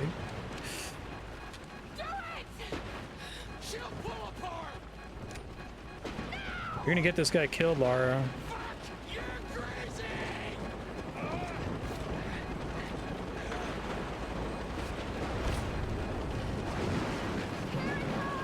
They seem to be building the idea that Lara is going to become like kind of a villainous character, especially with that.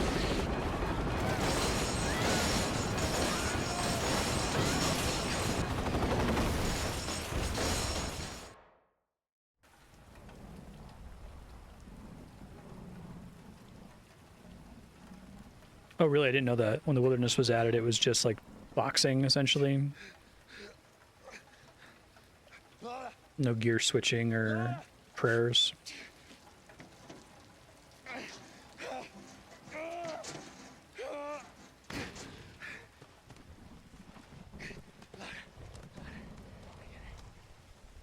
Yeah, I think that's a cool idea, Spiky. I wonder if you could make something like that work. Maybe that's not as cursed.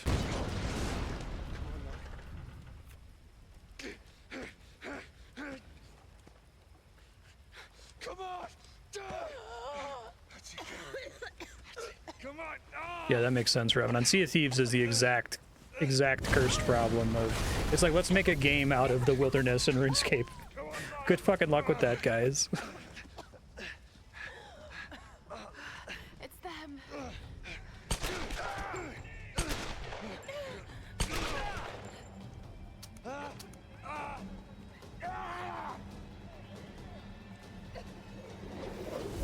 Oh, shit.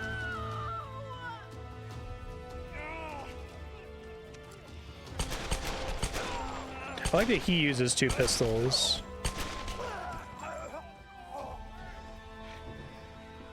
That's one thing I really remember about this game from watching my wife play it.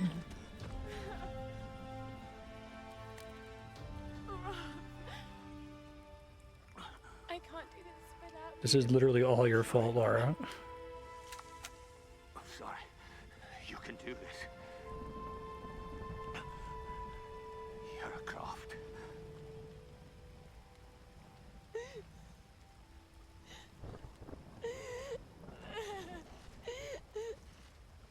That would be a really fun community server idea for RuneScape. Like, it's just a regular RuneScape server, but Dark Souls invasions exist. They might be able to make it work if you made it work like Elden Ring in some way. No. Are you okay, Lara? Is she okay? Because it's all about Lara, isn't it? Have you forgotten that she's the reason we're here? We did just get the thing that says that she had a kid with that guy. You're right.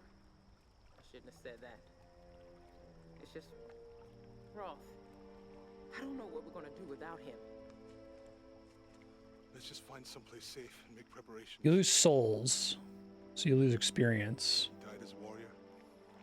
We'll send him on. And you lose, I guess, progress-ish.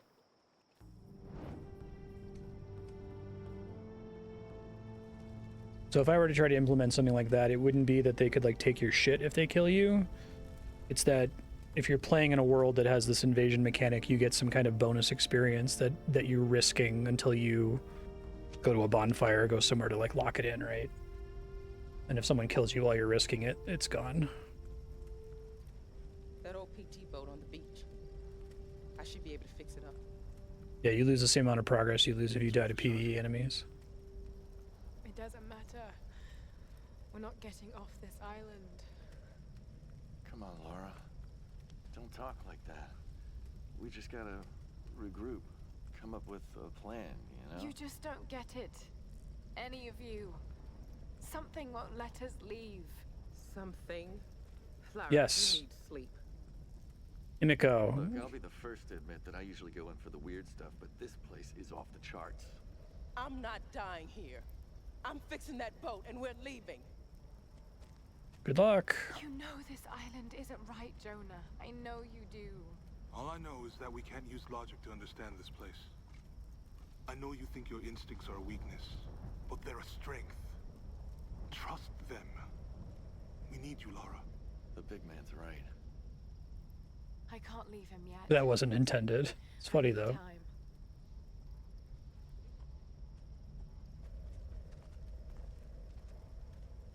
You know where we'll be. Come down when you're ready. We won't go anywhere without you.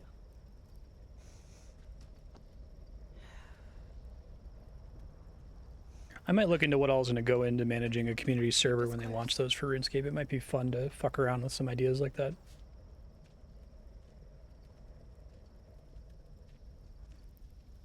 Definitely going to produce a lot of really cool Iron Man playthroughs.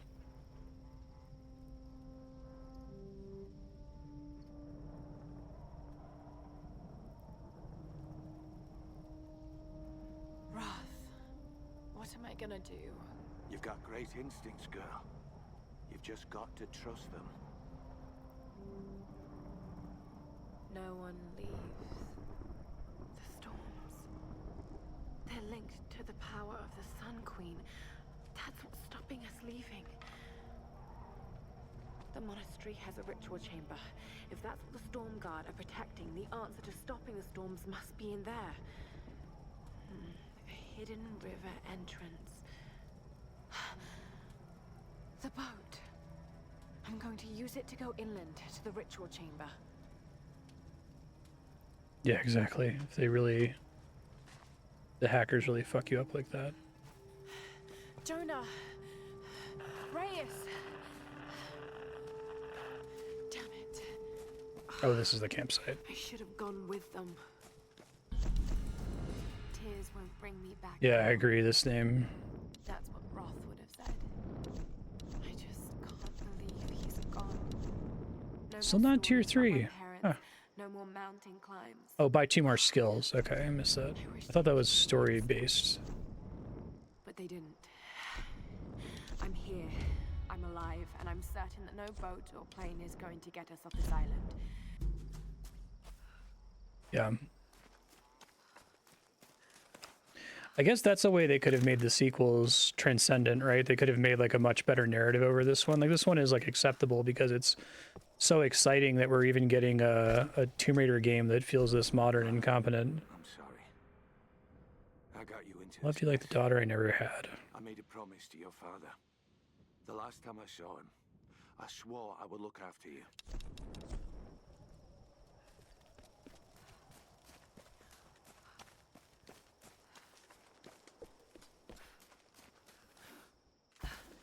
I played Korean sprite-based MMOs when I was a kid. Those were fun.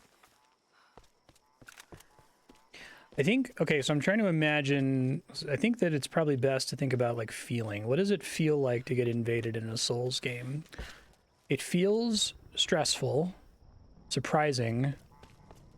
It's not like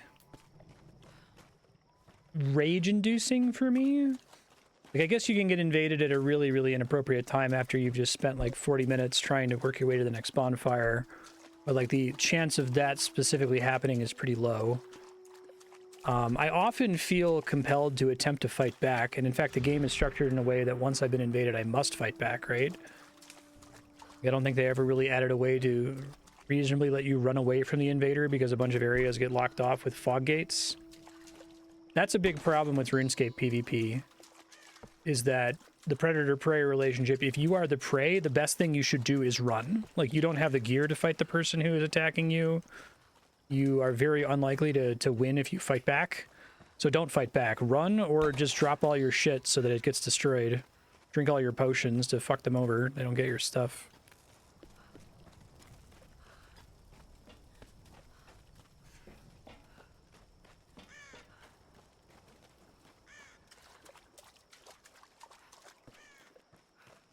You cannot learn PvP except when you do it. You won't know how the first time you encounter it. Yeah, that's a good point. I mean, I guess you could make an area of the game that is constantly requiring you to play like a PvPer against bots or something. Oh, shit. No, it's too damn dark. They could be anywhere. You sure they're here? Maybe I should just climb a tree and wait this out. Great fucking wolves. Hey! What? Come out, come out! No, the wolves are helping me out.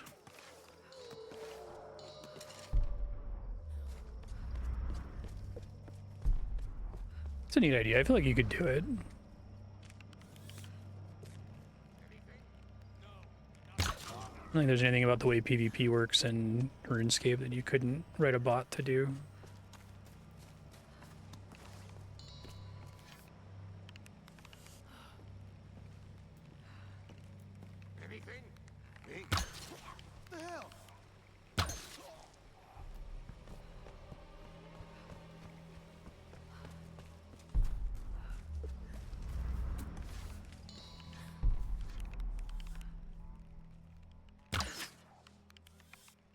wind.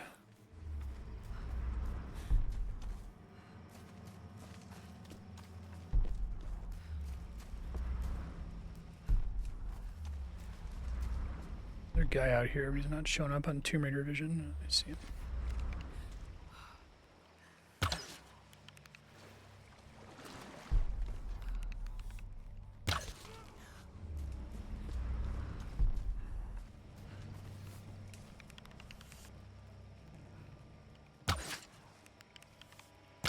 Oh, this guy's not very observant. Okay, cool.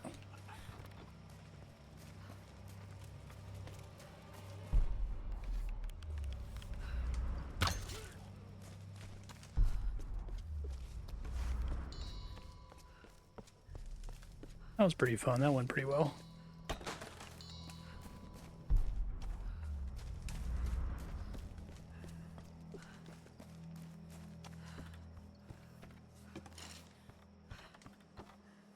I was on a crew that was sent to the monastery. We saw a lot of dead soldiers up there. You see any Oni?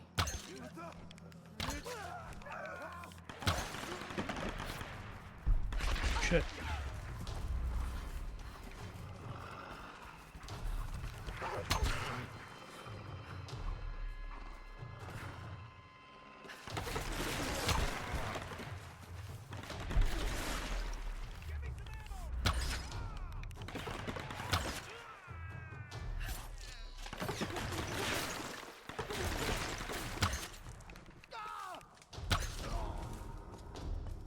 We good? Everything fine?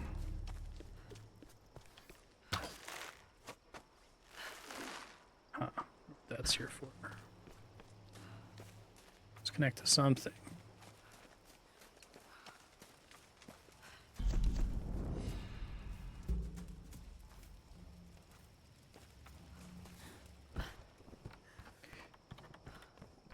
Yeah, I hear your point, this game Storm Guard warriors.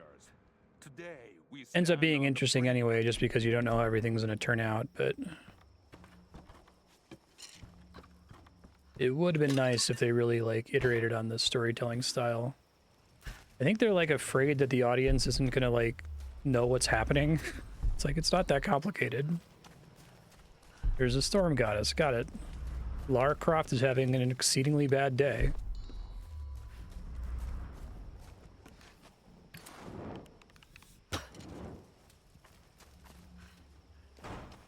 Bad weekend.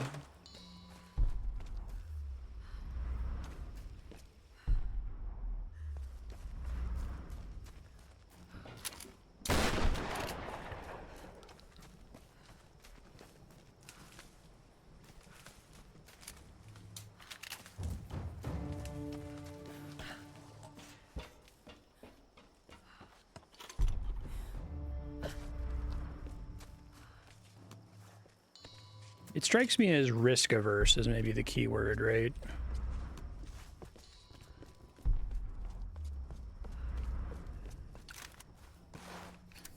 Like trusting that your audience is following what's going on without having to like reinforce it constantly. That's you have to take a risk when you do that. It could be scary. You know, anybody who's been a dungeon master in a tabletop campaign has had this experience of like, oh, what if my players don't find the cool thing that I hid in here? I kind of want to like make sure that they see the secret door, because that would be sad if I put all this work into the game and they don't get it, they don't find it.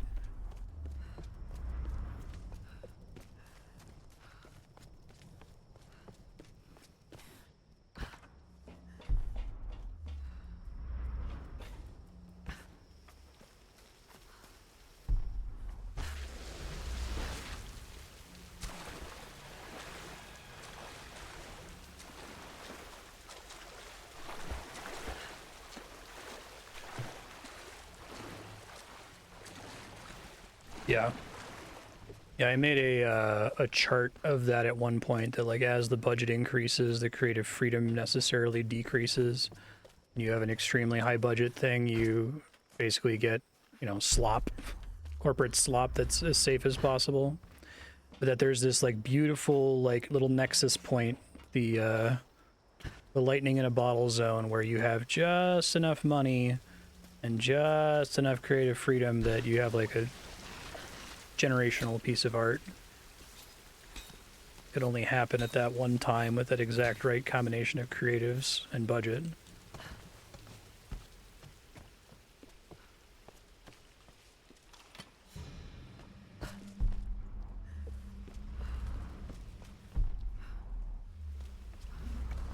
Alright, you need to bend over backwards to make sure you get the magic D20 artifact in BG3 no matter what choices you make. It's cool, yeah.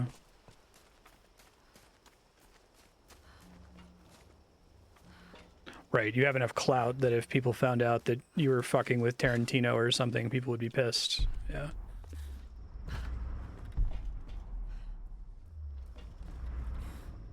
But even then, there's a limit to that, right? Like, Kojima hits that limit in MGS5 and gets fired by Konami.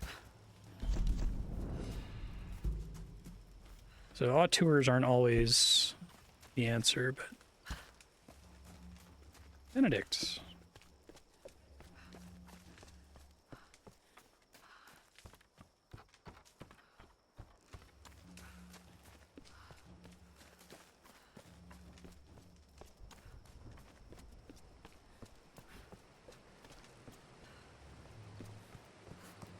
Or how much of it is that? How much of it is, oh crap, Lara isn't being smart often enough. Let's distill it out to as many separate scenes as possible and accidentally make her smart never.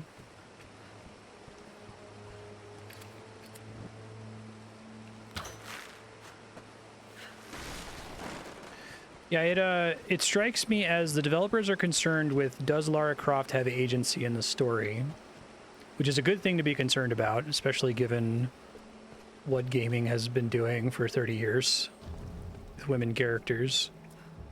But also it wants to be a story about Lara's extremely bad day, right? And those kind of are in tension with each other at times. Like the ones in the forest. Are they breeding them? It sucks. Yeah, that makes perfect sense. Profit motive causes a lot of problems. News at 11.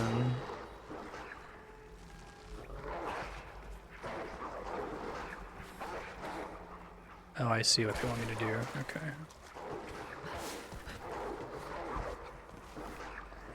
I've watched some of those risky Soviet movies. It's kind of wild to see something have a really big budget and be allowed to just do whatever.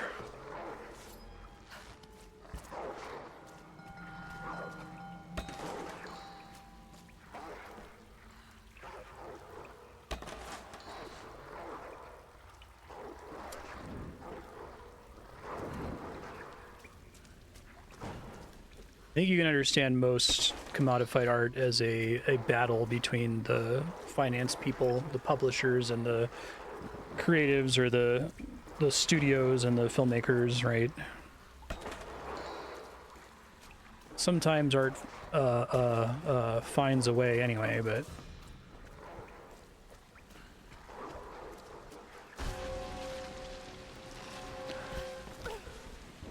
That's what I find to be special about old school RuneScape, that by pure accident that no one intended, the game is like super insulated from the worst impulses of capital, and that like almost never happens, and I'm surprised they haven't found a way to undercut it yet. I think there's just like this perfect equilibrium where like if they fucked with it too much they would lose everyone, and they know they would lose everyone. It's like literally it's the meme with the, you know, the soldier standing over the bed with the sleeping happy child in it, and the soldier's like back is full of knives and bullets and shit. Like that's RS3 is like holding back all of the shit. It's the picture of Dorian Gray. Hey Ben.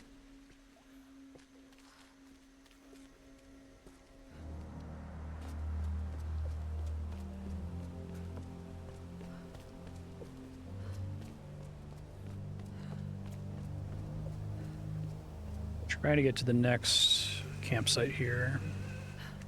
You there, Lara? Alex, I've been trying to reach you all morning. We just got to the beach. Our tank top's all torn up. Bad shape. Without the right tools, we might have trouble getting it up and running.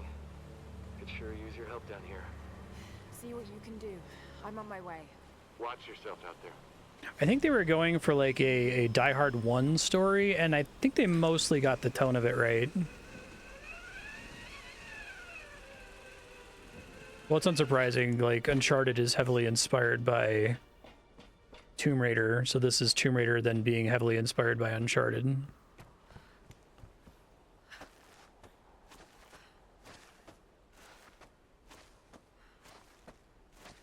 Yeah. And vote with their votes, because they have a voting system that they can't get rid of. And it's like super easy for like some suits to come in and say, oh, you need to add like a premium membership with all of these bonuses or whatever. And then, okay, well, we got to pull it. And they pull it and it's like, you know, 90% no votes. You can't argue with that, suits.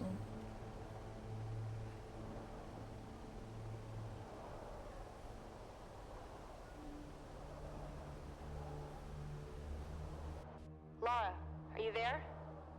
Alex said that you're on your way down. I should be there soon. I need to tell you something. What's going on? I don't think we can leave this island. Something is keeping us here. I have to go back to the monastery. Are you sure? Yes, Sam. I need you to keep. They absolutely have. It's funny. You can see it happen in real time. You can see that the suits want to do something, and they've told the devs that they have to pitch it. Like, they've sent them out in the clown makeup on stage to go pitch. This has happened before with other games, right? Like, you know, like Diablo Immortal, you know Wyatt Cheng goes out there and knows that he's going out to a bloodbath, but he's been told, you have to go out there and sell this. You cannot go out here and say that this is fucking stupid and I know you're all going to hate this, right? So Jagex is put in that position, that the devs are put in that position constantly by the suits at corporate to come out and defend an idea that's obviously bad. It happens way more frequently in RS3, right? Let's see.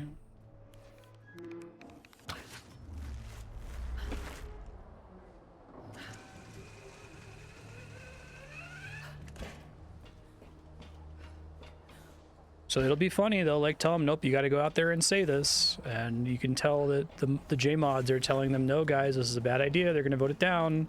No, fuck you. Do it anyway. They do it anyway. And then everyone hates it. And they like, you know, shock Pikachu face. I can't believe everyone hated this. It actually happened in RS3. It was so bad. Like, RS3 doesn't have a polling system, but they had an idea that was like, let's add a battle pass to the game. And it was so unpopular. It basically, like, they lost, like, probably 6 months of development time.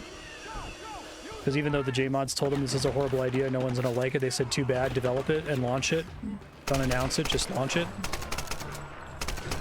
And they had to spend, like, half a year rolling it back.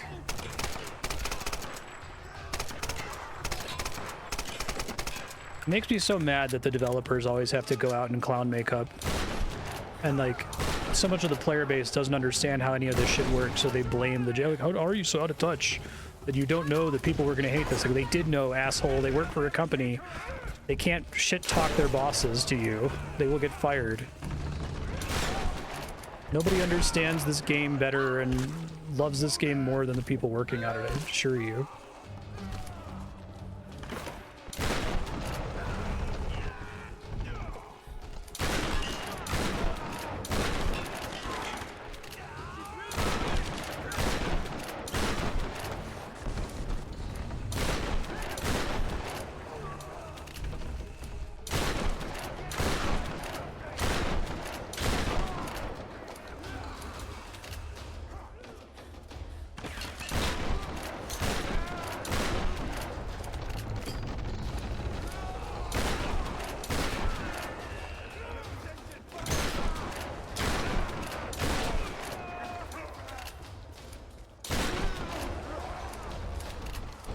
Oh yeah, worker democracy would be incredible. Let's all raise funds to turn Jagex into a worker co-op. That would be the fucking dream. Oh my god.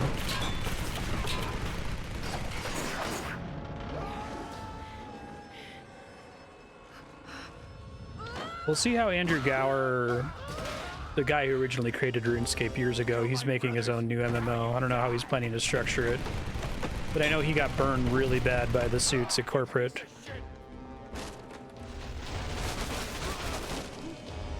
It'd be sick if he'd do a co-op, but...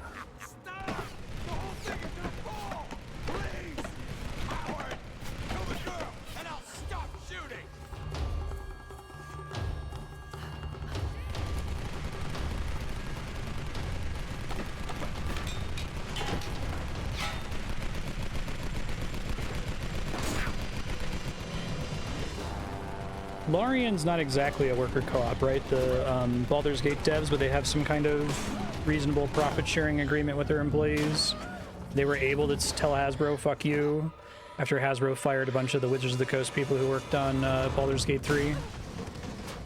I'm so happy for them that they were able to say fuck you.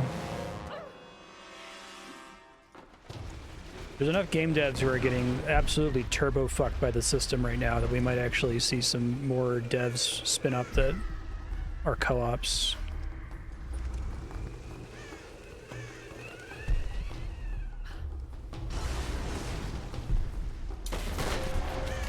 These sequences are really funny to me. They only feel dated in the sense that they're so ridiculous. Like, this is the kind of like ridiculous shit you would have in like Devil May Cry or Bayonetta or something. That's weird.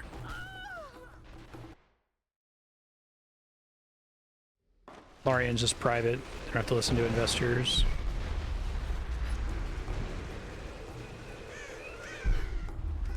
I press it as soon as it slows down, I'm good.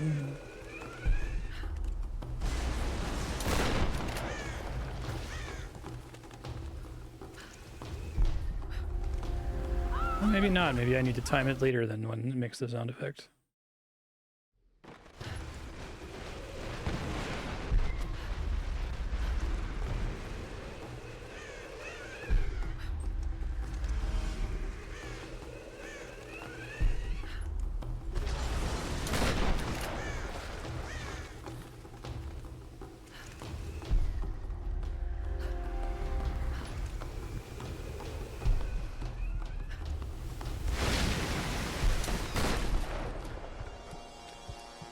Is extremely no good, very bad day.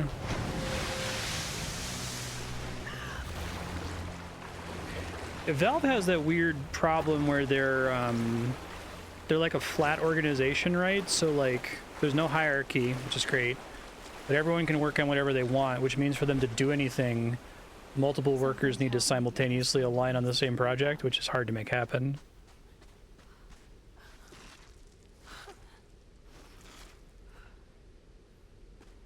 Yeah, that's a good point. This name, better or worse than Vincent Vega's day. She has a really comically bad day in this game. Now, where are they? Looking for a save point. I assume there's one near me.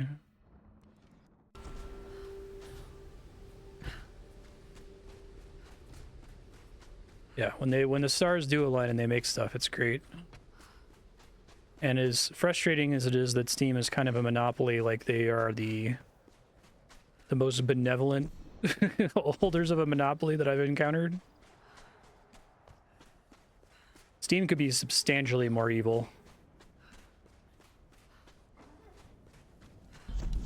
All right, Future Mars said you just got to this beach. If you pick up one more skill, it should unlock the tier 3 skills.